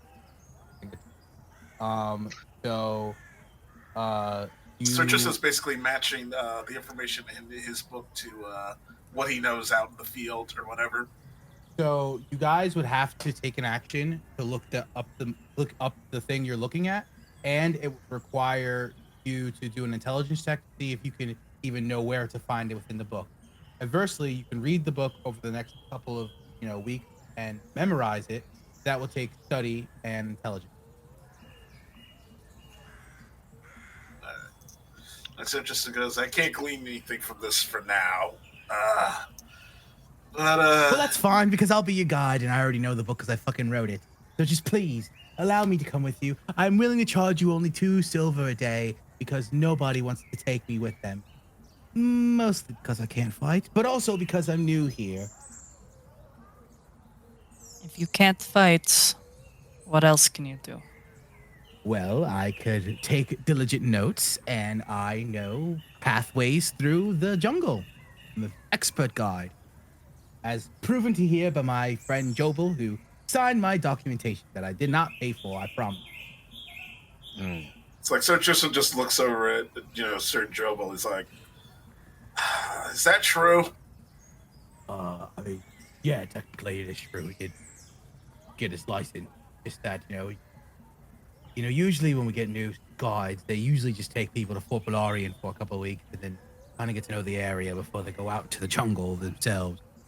But it's really up to the party. If you're willing to pay his rate, work with him. It's up to you at your peril. Okay. All right, I'm gonna use your word. At the very least, we know he's trained up to basic level competence. But it is Ridley a is calculated risk. Ridley is Go ahead. very upset by the amount of mustache and wants to sidle over to the guy at the desk and say, look, man, is there literally anybody else? Quietly. Literally anybody else. Oh yeah, I've got plenty of different guards that right now they're out in town. And they do their own thing, but they charge a lot more than him. I mean, usually it's like 2 to 3 gold a day, and any expedition is minimum 10 to 15 days there, and probably 10 days back. So it kind of gets expensive after a while. At this point, Ridley is just going to look at Yara after our conversation about mustaches and stare wide-eyed, and that's all I'm going to say. Well, can I show you guys what he looks like in chat? Can I Yeah. show you? Please, Please I do. That's wanna. hilarious. Well, I that's love that- happening. I love that you said that because it literally. Oh man. It's funny, I wasn't thinking of Volo. I was thinking about the guy from Jumanji. Thumb goes to Vola and goes, if you've trekked the jungle and everything, and from all we've heard about, it's pretty treacherous and everything. How are you still alive? Like, what do you do? How do you find yourself? Well, I could do this as he turns into what looks like a native Chultan as he disguises himself, and then he says, "I can also do this," and he snaps his fingers and he's gone. Like Sir Tristan goes, that might actually be worth it. Like, at the very least, we should be able to make it to Fort Valaria. Camp Righteous? Yeah, Camp Righteous. We should be able to make it to Camp Righteous. So Okay. Look, I can also disappear like the best of them, but like, excuse me, He's sir, but literally invisible. have you ever been to Fort Valerian? Have you been? How many times have you done this trek, sir? Before Balorian, I've been there maybe 3 or 4 times, but it's very simple, honestly. You cross the river, and then you walk up the shoreline, and you go up the mountaintop, and there you are. You're at the fort. It's not very What difficult about at all. what about Camp Righteous? You haven't been there before. Well, actually, I so happen to have procured a map from a friend of mine, and she is in Baldur's Gate, and she gave me this particularly cool map, that is not really filled out. However, someone's been to Fort Camp Righteous, I'd be able to navigate there relatively quickly with a set of instructions. All right. Here's what. You know what? Hold on a second. Let me talk to the group, and we'll decide from there. Don't take too long, please. I'm eager to get out and see what's in the wild, and be honest. It's like Sir Tristan goes, all right, here's the deal. This man, at the very least, we know that he's taken the basic competency.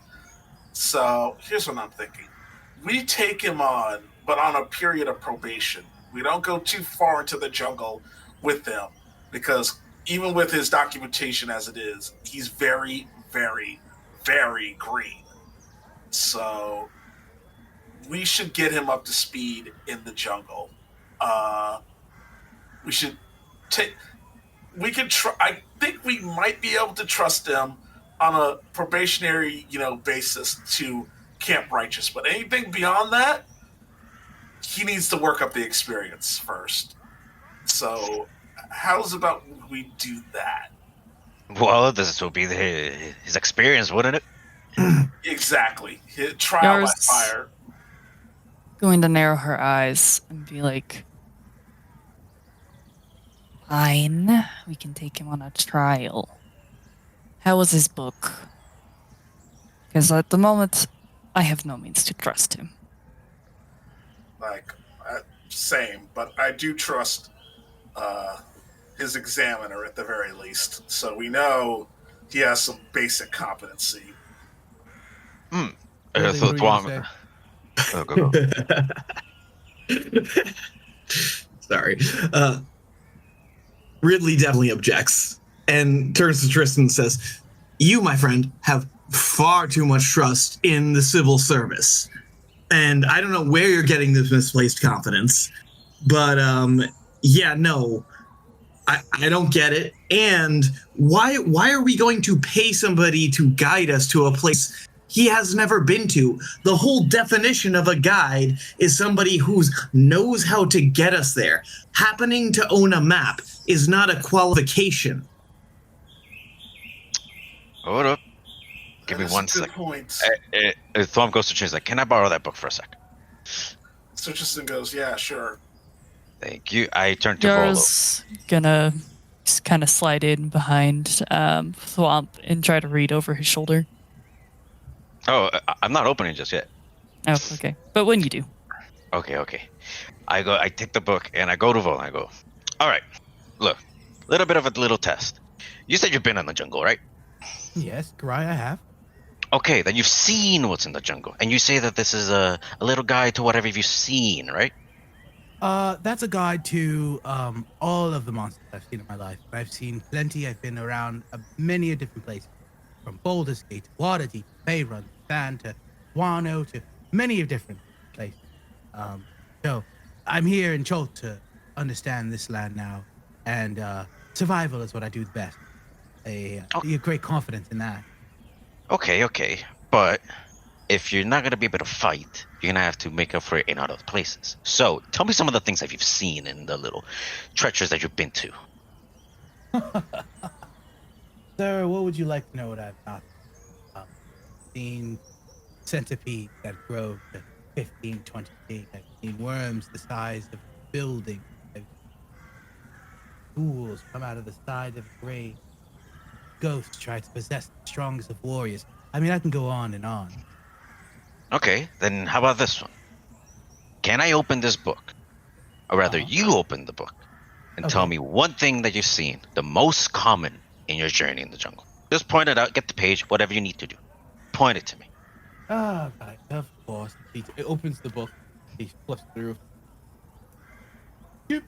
Here, take a look. All As right. he points to this thing.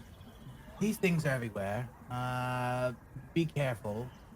Um, and it looks like a giant ant. Uh,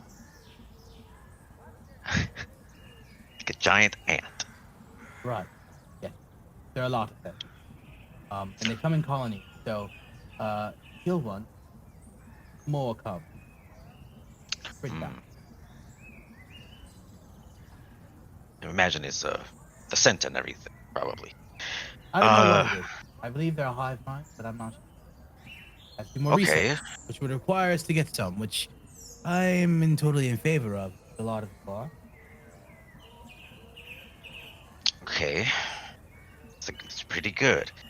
And give me, because I'm asking you this. I'll be frank with you. I'm asking you this because if you're not gonna fight with us, if you're not gonna be there to assist us in protecting I and can point everything. out things if you want. I could point things out if I know the creature. It takes me a little while to, analyze the creature, but once I do, I kind of get a good reading on what it's good against and bad against. That can help a lot of you.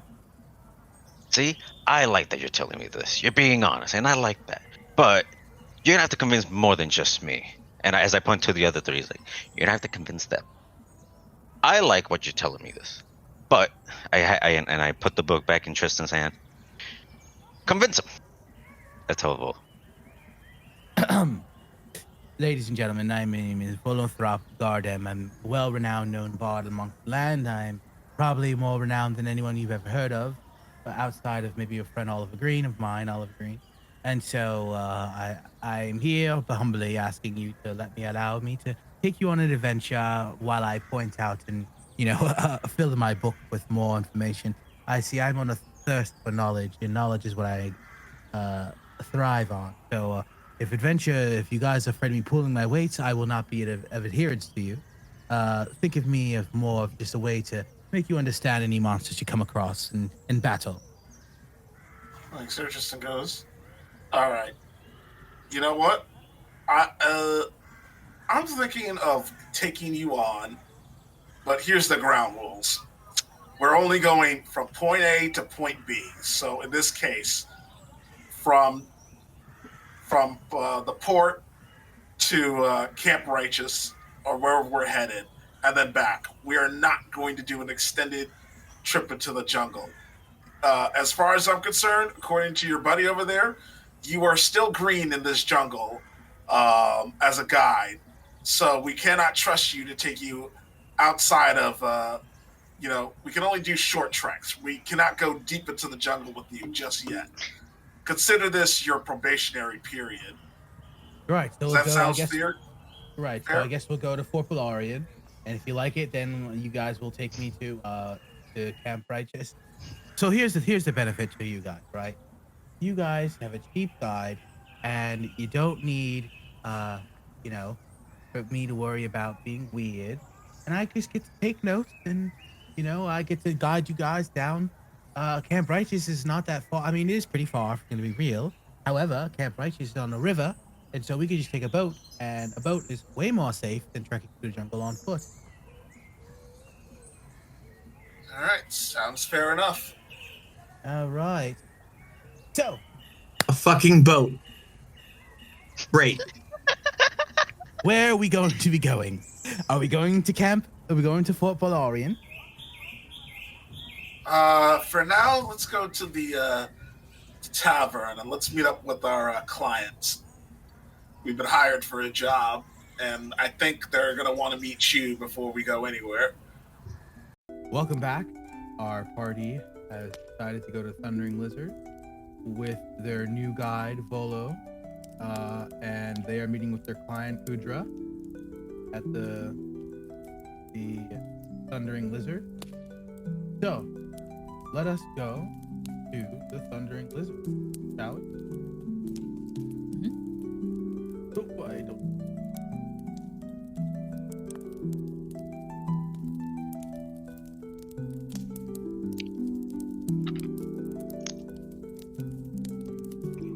So.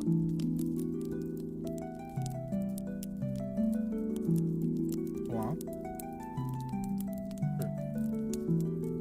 Bridge. PR.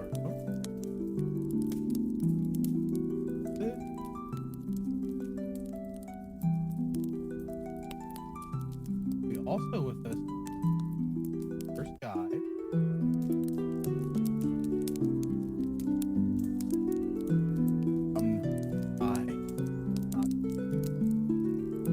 You're cutting in and out a bit, Ollie. Sorry about that. I turned myself up. So we have our guide YOLO of Subvari Volo.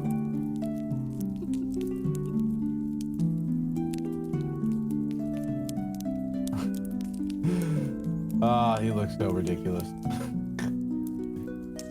And then where is He is Udra? fashionable. I do not know what you were talking about. Bro is actually dripped out. Like no joke.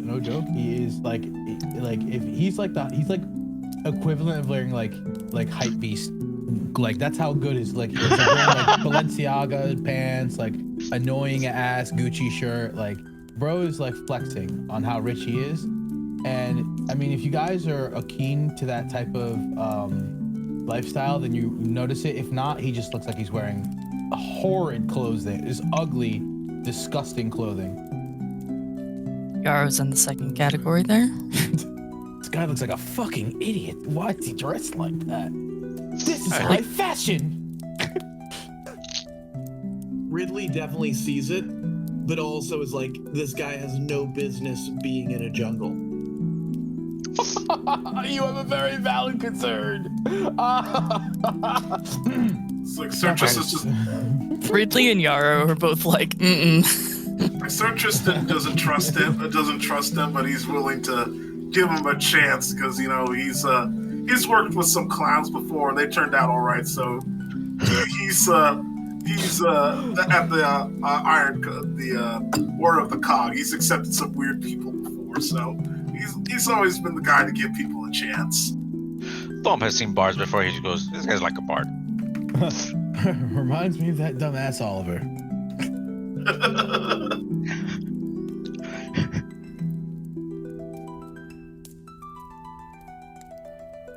So, picking up. I love when I do that. That's just the best thing ever. So when I just shut off all I'm just gonna cut all this out, and we're gonna start right now. So we're back. So the party finds themselves inside the Thundering Lizard. The party, and along with Volo, catches themselves back in a place they've been to now multiple times, and the barkeep goes, "Oh no, not you again! What do y'all want this time?" It's like Sir Tristan goes, "We're on business. Don't worry about it." They're with me. It's fine. As he shows his flaunts his guiders, his guide insignia. Guy goes, "Keep an eye on them. They're troublemakers." It's like Sir Tristan just darts his eyes directly at Ridley. Oh, it's not Ridley. It's the problem. The guy who broke someone's leg and then brought all the beers around and threatened some people in the other. That's the guy who's the issue. I wonder who that might be. So, you guys see across the table a half-orc wearing a hood. She has like these tusks coming out with like red hair, like blue skin. She looks like she's eating on a dish. As Volo goes, "Right, so who are we here to meet? Let's go do it." It's like Sir Tristan notices. I'm trying to prank on her name. Udra. Udra. Yeah, he goes, "Oh, Udra, over here." Like Sir Tristan waves. it goes over to her their seat. She's like eating. She goes, oh. She like waves you over. It's like Sir Tristan goes, sorry for the wait, but we've obtained a guide in the interim between our last meeting. Meet Volo. She looks perplexed and then looks at you and then looks at Volo and goes, Volo Gardam, the bard. It's like, yeah, he's Oh, a licensed guide, all right. That I am. Volo at your service. She like face palms. She's like, oh God. All right, Volo, why are you in Chult? Why are the lot of you all in Chult? Why aren't you on the mainland? What's going on? It's like, let's go to a private room before we discuss that. Fine. Let me finish my dinner. In the meantime, why don't you tell me about yourselves? What are you guys doing here? It's like, well, officially I'm here, just reliving my, going on one last adventure, getting it out of my system. My wife wants me to do that. She's like, you're not to come back until you get that shit out of your system, she told me. And well, here I am. Unofficially, well, that's going to have to wait. Fine. I'll meet you upstairs. Here's my key to my room. And she hands you a key. The lot of you head to the appropriate room. Volo's like, oh, I know where this is. Follow me. And he guides you guys.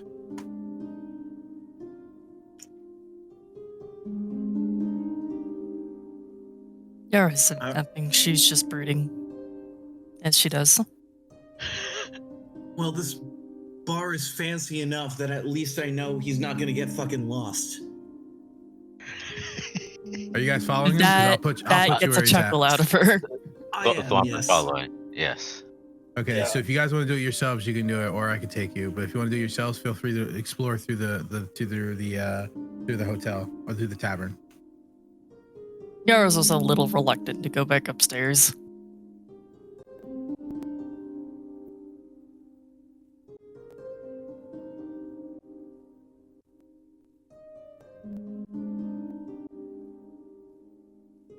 How do I go upstairs? There's stairs right here. Oh, well. I'm on the stage. My bad. Ridley's on stage. Hey, this place is pretty nice. Oh, yeah. Not very secure though. I know. I have some material I need to work on, but another day.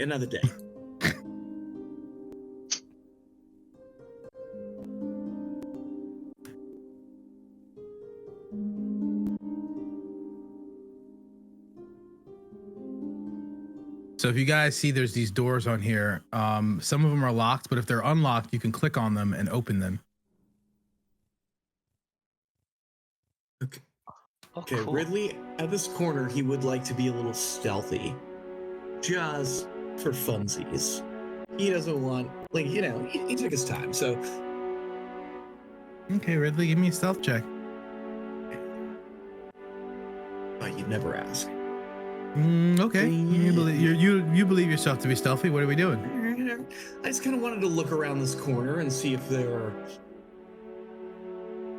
want to quietly go up here and basically not make any noise outside of any doors and corners. I'm kind of like peering around corners. Oh, you're not going to peer in the rooms? Damn. All right, never mind. Oh, sorry, there are rooms. Yeah, so there's a door right here. So there's a door right here. You can click on it, like you like straight up click on it, and you can open the door. Well, what if I wanted to listen at the door? Feel free. Okay. Go up. You can go up to the door and you can press your ear and give me a. I guess it would be either a perception or give me a perception. Okay, yeah, and I'll do it the one you clicked on. So this door right here. First, the right. First one on the right. You go to listen Yeah, in on this door. You check the lock. It's unlocked. Okay. You don't hear anything. Okay. And then I do want to kind of like listen at all three. Can I go like clockwise? Yeah, sure. Okay, cool. Perception. You don't hear anything. In the other room, you do hear somebody. It sounds like they're snoring. Which one? This one. Okay. I'll go to the one on the right, the first one. Okay, so you can go ahead over there. Go. Hearing. Yeah. Yeah. Okay. Oh, okay. Cool. Oh, nifty. Broom closet? Broom closet. Anything useful in the broom closet? Anything catch my eye in the broom closet? You got cleaning supplies. A barrel that maybe a halfling would fit into if they got knocked into one. Noted. A sack of potatoes. I'm not sneaking so hard I need to go like full janitor costume right now, so I'll just leave it. And then go to the one where there's somebody wasn't knocking or snoring, so where somebody wasn't snoring. That door's locked. Anything. That one's locked. Mm-hmm. And remind me, who went upstairs? Everyone's upstairs. They're in the other room right now. Oh. Wait, which room?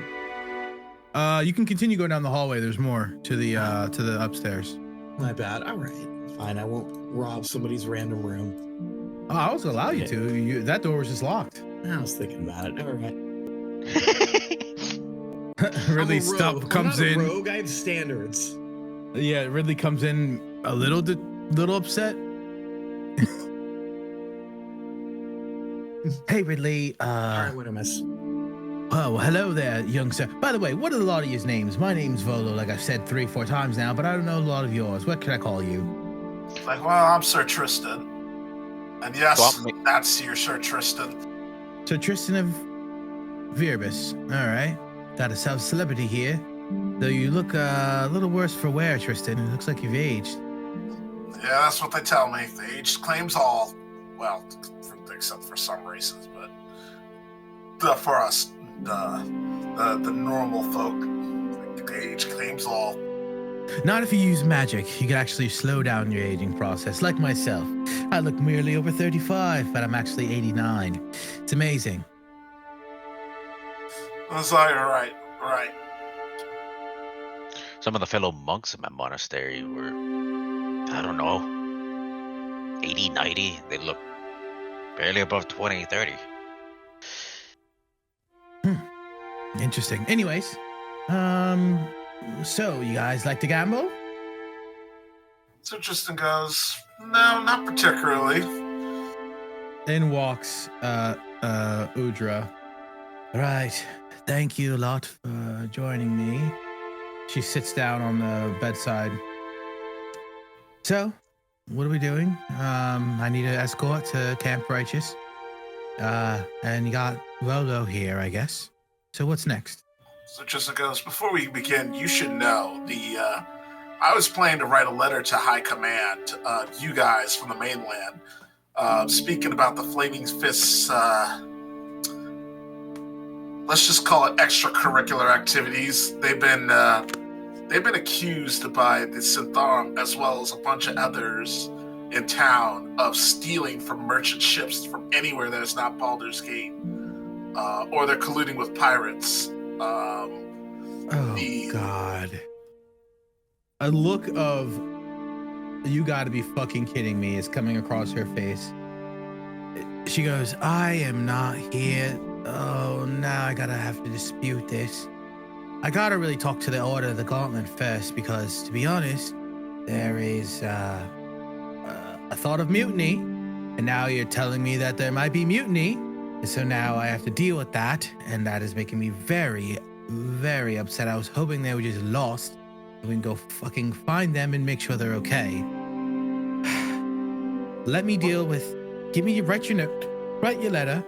Let me deal when I go back with the High Command. For now, let's just go to Camp Righteous what do we got to do to go to Camp Righteous? Willow goes, well, actually, if you want to go to Camp Righteous, a lot of you guys are actually going to need to go to Fort Balarian, where the Flaming Fists are located, and get a writ of adventure. Luckily, they are relatively nice to adventurers like ourselves, so we should have no issue going there. As long as we don't, I don't know, say something weird. You mean as long as nobody does or has done anything recently to upset members of the Flaming Fist? Is that what you're saying? Right, like let's say, the Flaming Fists were in town and then you beat them up. That would be bad. None of you guys have done that, right? What Actually- about fake flaming fist? Actually, about that. Oh, that's the other thing. Things are a little bit more complicated because we just beat up a bunch of people that were claiming to be the Flaming Fists. So there's a complex angle here. We're not sure what's going on or not. Well, then it would behoove us to use utmost caution, right? And when we get up there, I'll dig for some information. But it is getting a little late. Now, guys, timeline-wise, this is the timeline of what's happened, right? Now, last night, you did that whole thing with Taban. You're like, holy crap, we're tired. Let's get out of here. You came back. Ridley had a long night of, hell. He woke up in the morning, got bitch slapped by Toro. The guy came. And you guys, that's like 7 a.m. You guys got up. You rested like 2 hours, and you've been out all day. It's like almost 5 p.m. at this point. You guys are starting to get really tired. Like, you might get a level of exhaustion soon. So just goes, yeah, we better call it quits for tonight. Well, I'm feeling fine, Willow says. I'm feeling fine. I think we just make the night trip. It's about 4 hours. We'll get there by, 9 p.m. It'll be great. It'll be fine. Yarrow just looks at that man dead in the eyes. No. He looks afraid, so much so that he turns himself into what looks like a taller version of Ridley, but less handsome. Oh, sorry. Hey, wait a minute. Ridley will maybe chime in and jump and say, maybe we could convince you to spend the night if I'll pay for a round of drinks myself. How about that? Wherever we find in, we'll get a drink, we'll have a nice night, and then we'll set out in the morning bright and early. I do love me a drink or 2 or 10 or 15. Let's definitely do that. So Tristan goes, well, it's your money. I did it last time. I said a round. Not the bar.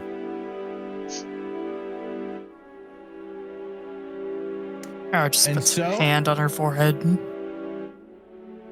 So we're going to take a long rest, right? Mm-hmm. Do you guys want to split up and enjoy the night doing whatever you guys are doing through the night, or would you rather skip by the night and head out to Fort Balaria? I'm giving you options because this is the last half hour. We could either I have 2 things planned, so it's up to you guys.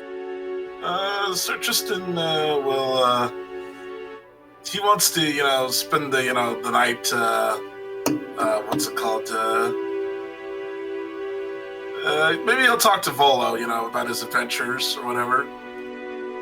Okay, so what are we all in favor of spending the night in the tavern and just enjoying the evening and then to wrap up the session, or do you guys want to skip past that and go to Fort Balarian and end the session in Fort Balarian? I think doing the night because we'll get blue balled. We have one for night. We have one for night. All in favor of staying and role playing the night? I'd roleplay a night. Yeah. So all in Sounds favor? like a good Aye. End session. Aye. Aye. All opposed? Okay. So that's the case.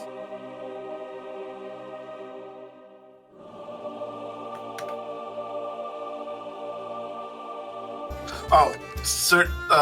Before we do that, Sir Tristan, also talks to Uldra and tells her, Oh, by the way, you were wondering why we're here. Are you aware of what High Command? Do you have proper clearance? What's your clearance level, essentially? I report to Vice Admiral. So I am below top secret clearance, but we're also, you can deputize me, I guess, if you're a commander. So if you need to, but I'm on a need-to-know basis. All right. Well, unfortunately, this is something that I can't really speak on. Just know that it's of the utmost. I have to keep this really, really secret. So, unfortunately, I can't tell you at this moment until I get word from, really high up that changes. I understand. Let's just say we're guarding you from something pretty grim. Okay, so let's say that let's say what you can without saying what you can, if that's possible. I just need to know what's happening, because you're telling me that the people that I've come to talk to are gone, and the people that they're supposed to be overseeing are conspiring with pirates to do a ring, and conspiring to commit tax fraud to the highest degree. So that would then warrant an audit from High Command, and so they would need to start bringing in the uppers to the peninsula, which would cause extreme disruption. You understanding what you're suggesting, right? Absolutely. Because I'm a commander myself. That stuff is nasty business. Goodness. Yeah, major hedging. Thwomp, give me a perception check. Of course.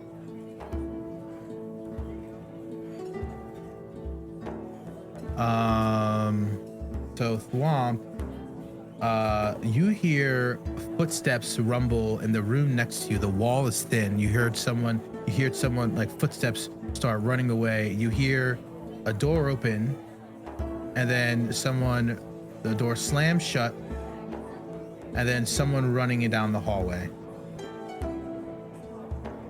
Would Yarrow pick up on this too? What's your passive perception, Yara? Exact number. Passive perception. Bottom left. 14. Or not. Yeah, 14. No. So no, you would not have. Okay. Thwomp gets up from like cross-legged, like almost meditating. He gets up. He goes, hold up. I'm hearing some rumblings going on. Give me 1 second as I pass through. Do I see the person that was running, or are they? No, they've already run past you. You saw them running in the hallway before you said that. So I mean, knowing the layout of the hotel, there's only probably one or two possible ways they've gone. So give me a quick investigation.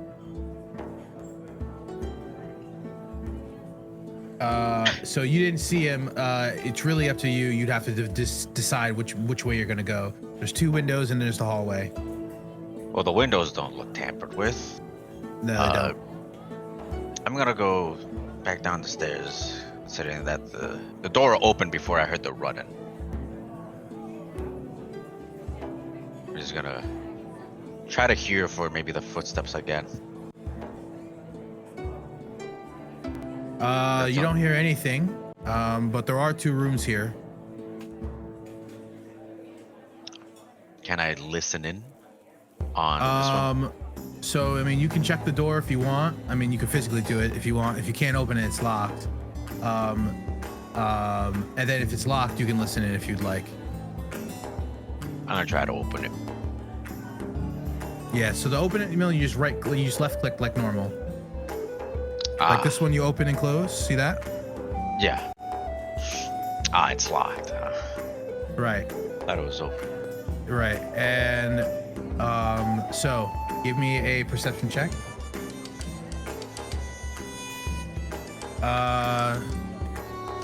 You're unsure.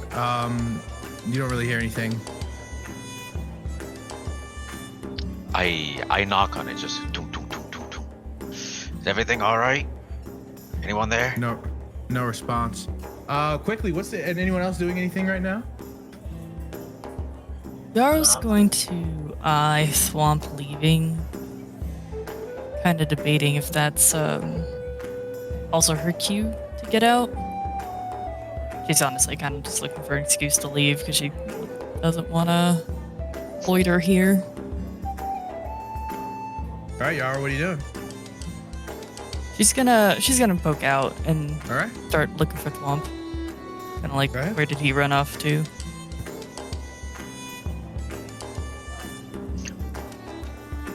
Can you That's move your not- tokens yet or no? Yeah. Okay. In the meantime, I just wasn't Ridley, Volo goes, "So, young man, you look like you are totally from Waterdeep. Your whole garb just screams Waterdeep. Tell me, are you from Waterdeep?"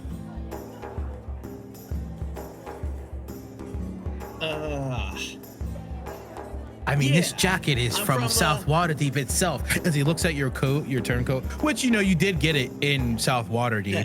So How'd it's you like know? he's. I have a little place in the Sea Ward of Waterdeep, which, if any of you know, that's like the nicest neighborhood in Waterdeep. Yeah. Oh, really? The Sea Ward? I mean, it looks like it's from the, lower ward, but it's still pretty nice. I would say so myself. This is actually from the Sea Ward, as he shows you these ridiculous, like they're like checkered, like green and purple, like pants that are like just super ugly. We're saying like, if I look at this, I'm like, what am I looking at? A clown? But it's high fashion. They're super silky. Lord. They're really nice. Like Sir Tristicos, every time it went up to the high quarters to deliver documents, those pants made me want to vomit. Yara, you could see Thwomp at this point. You could see him. Look, I like to travel incognito. I don't like to stand out. You're just asking to get pickpocketed in pants like those. I say it hopefully loud enough for any pickpockets in the bar to hear. But then I'm like, all right, let's get this over with and buy this guy a drink. So I wander, I like take him over to the bar. I buy a round of the cheapest well beer imaginable and ask him, and say, we chat and say, okay, like, I do want to know, I am curious, start asking him about like the biggest monsters he's ever seen in the jungle. But he is going to transition and say, hey, what do you know about dragon turtles? Okay, and we'll get right back to that. Thwomp, Okay. you are looking at this door. Yara pokes her head out. She sees you. Thwomp, what are you doing? I Something wrong? I don't know. I heard someone in the room right next to us. There was a loud, just a lot of stomping, and then someone got out of the room running. And I don't know. I just got the feel like I should check that out. And I didn't see where they're at. Maybe in another room, maybe in the bar itself. But I tried checking this door. It's kind of locked, so I don't know. I Yarrow, don't hear you anything. know that door was not locked when you were here earlier. Funny. That wasn't locked last time we were here. What was in here? Broom closet. Oh. I guess I don't see any issue. It's just I don't know. I can't open it. Not much point in trying to do anything with it. Let me check the other room. I don't know. I feel just a little concerned with what I heard. Yarrow, would you like to take a stab at this door? Yes. All right, give me a sleight of hand. Do you have any pickpocket tools? Any like lockpicking tools? No. Okay, She's gonna so try it's- something a little different.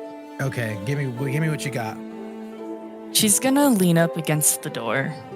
Like, not against it, but close.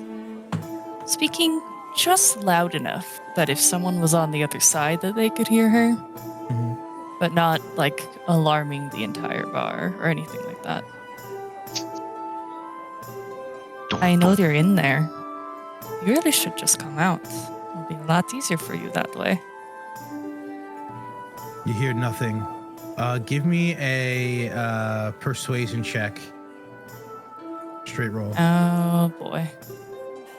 That is not her thing. Yeah, well, you're being persuasive, so I don't know what to tell you. Yeah. Yeah. Intimidation or persuasion is neither of them are good. So They're one and the same. 15, you hear nothing, but click. The door unlocks. It opens. You see someone standing there, wearing garb, dressed in white, and you see a patch on their shoulder that has the markings of the Lord's Alliance, as they are looking at you, dumbfounded.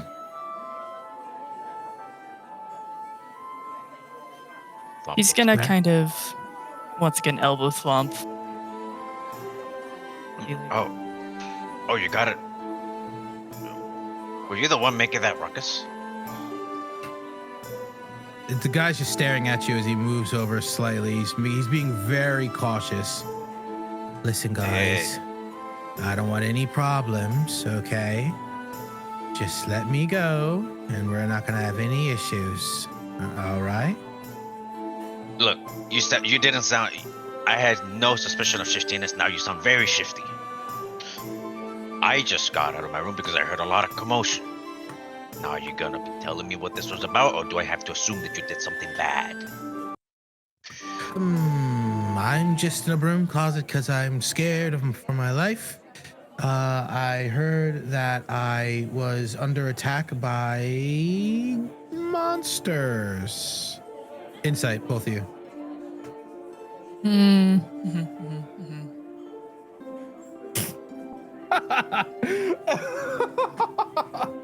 Okay. Thwomp, this guy is full of shit. Yarrow, he seems believable. He really just seems nervous and more than anything else.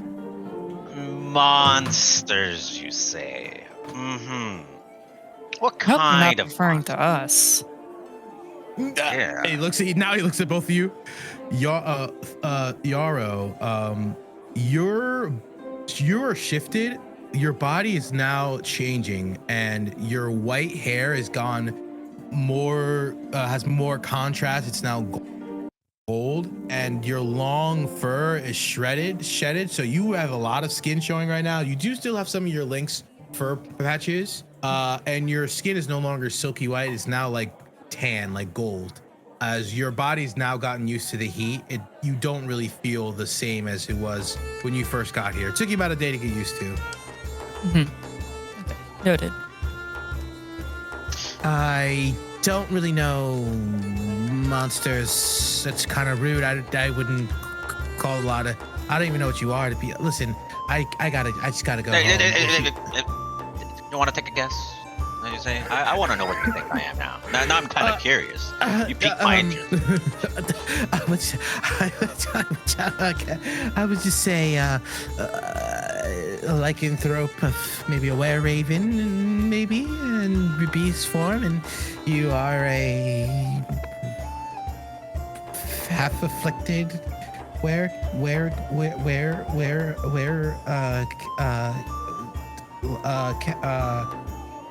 person. This guy is sweating bullets at this point. He is very nervous. Look, we went from shifty to very much blamable. Do you want to just come clean? I'm being as straightforward as I can because I kind of just want to like punch your lights out right now, just cause I just have a feeling. Unless you're telling me the truth and you want to lead me back to the room and we can see what there was. Maybe I can take care of your little problem, right? No monsters means you can be fine, right? If you're worried about monsters, I'm a monster hunter. Both of you It guys is my give me specialty. Both of you guys give me dexterity saving throws. You see this guy, as you say that, reach into his patch.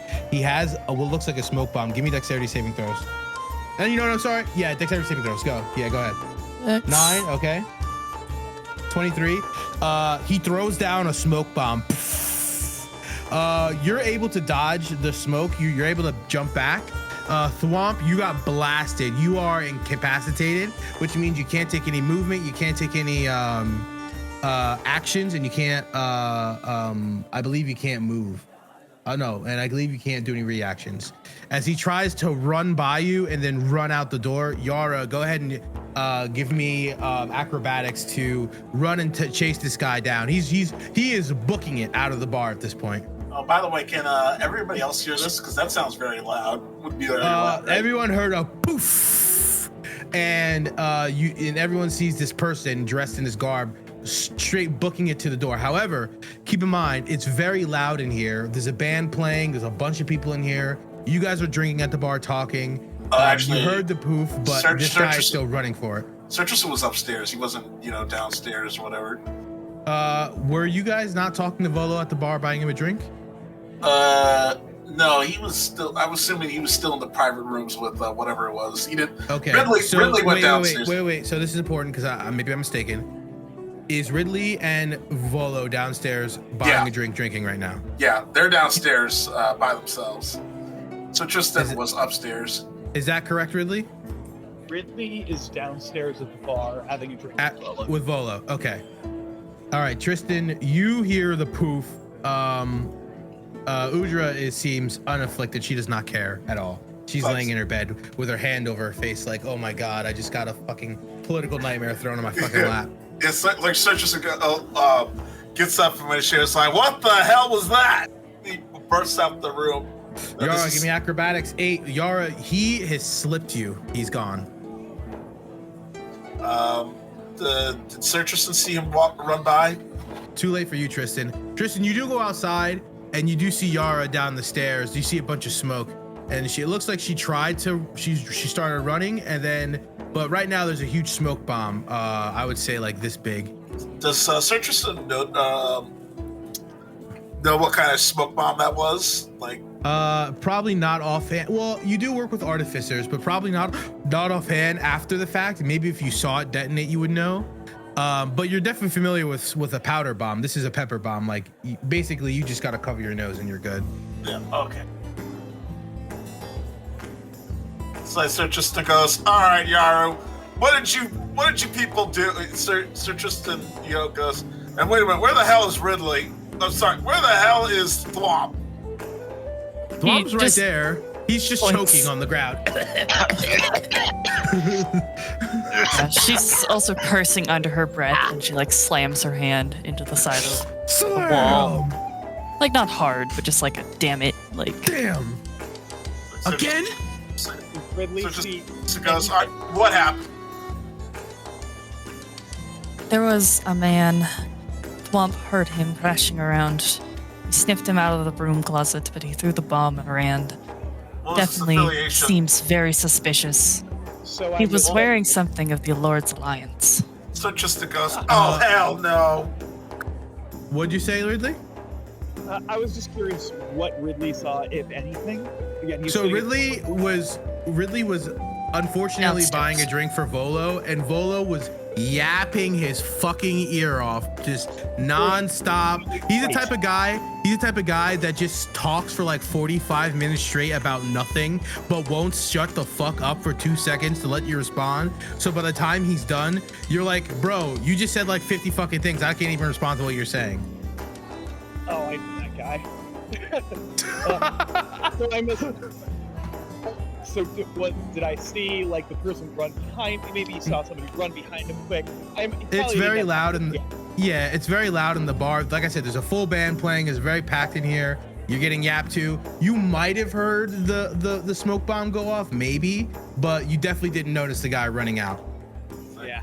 All right, fair enough. Sir Tristan goes, oh, great. He face bombs because he's done with the Lord's Alliance. And he has beef with them. He knows that they are the biggest headaches on the face of the planet. He goes, you two clowns didn't think to come and tell me that you had a Lord's Alliance member in your presence?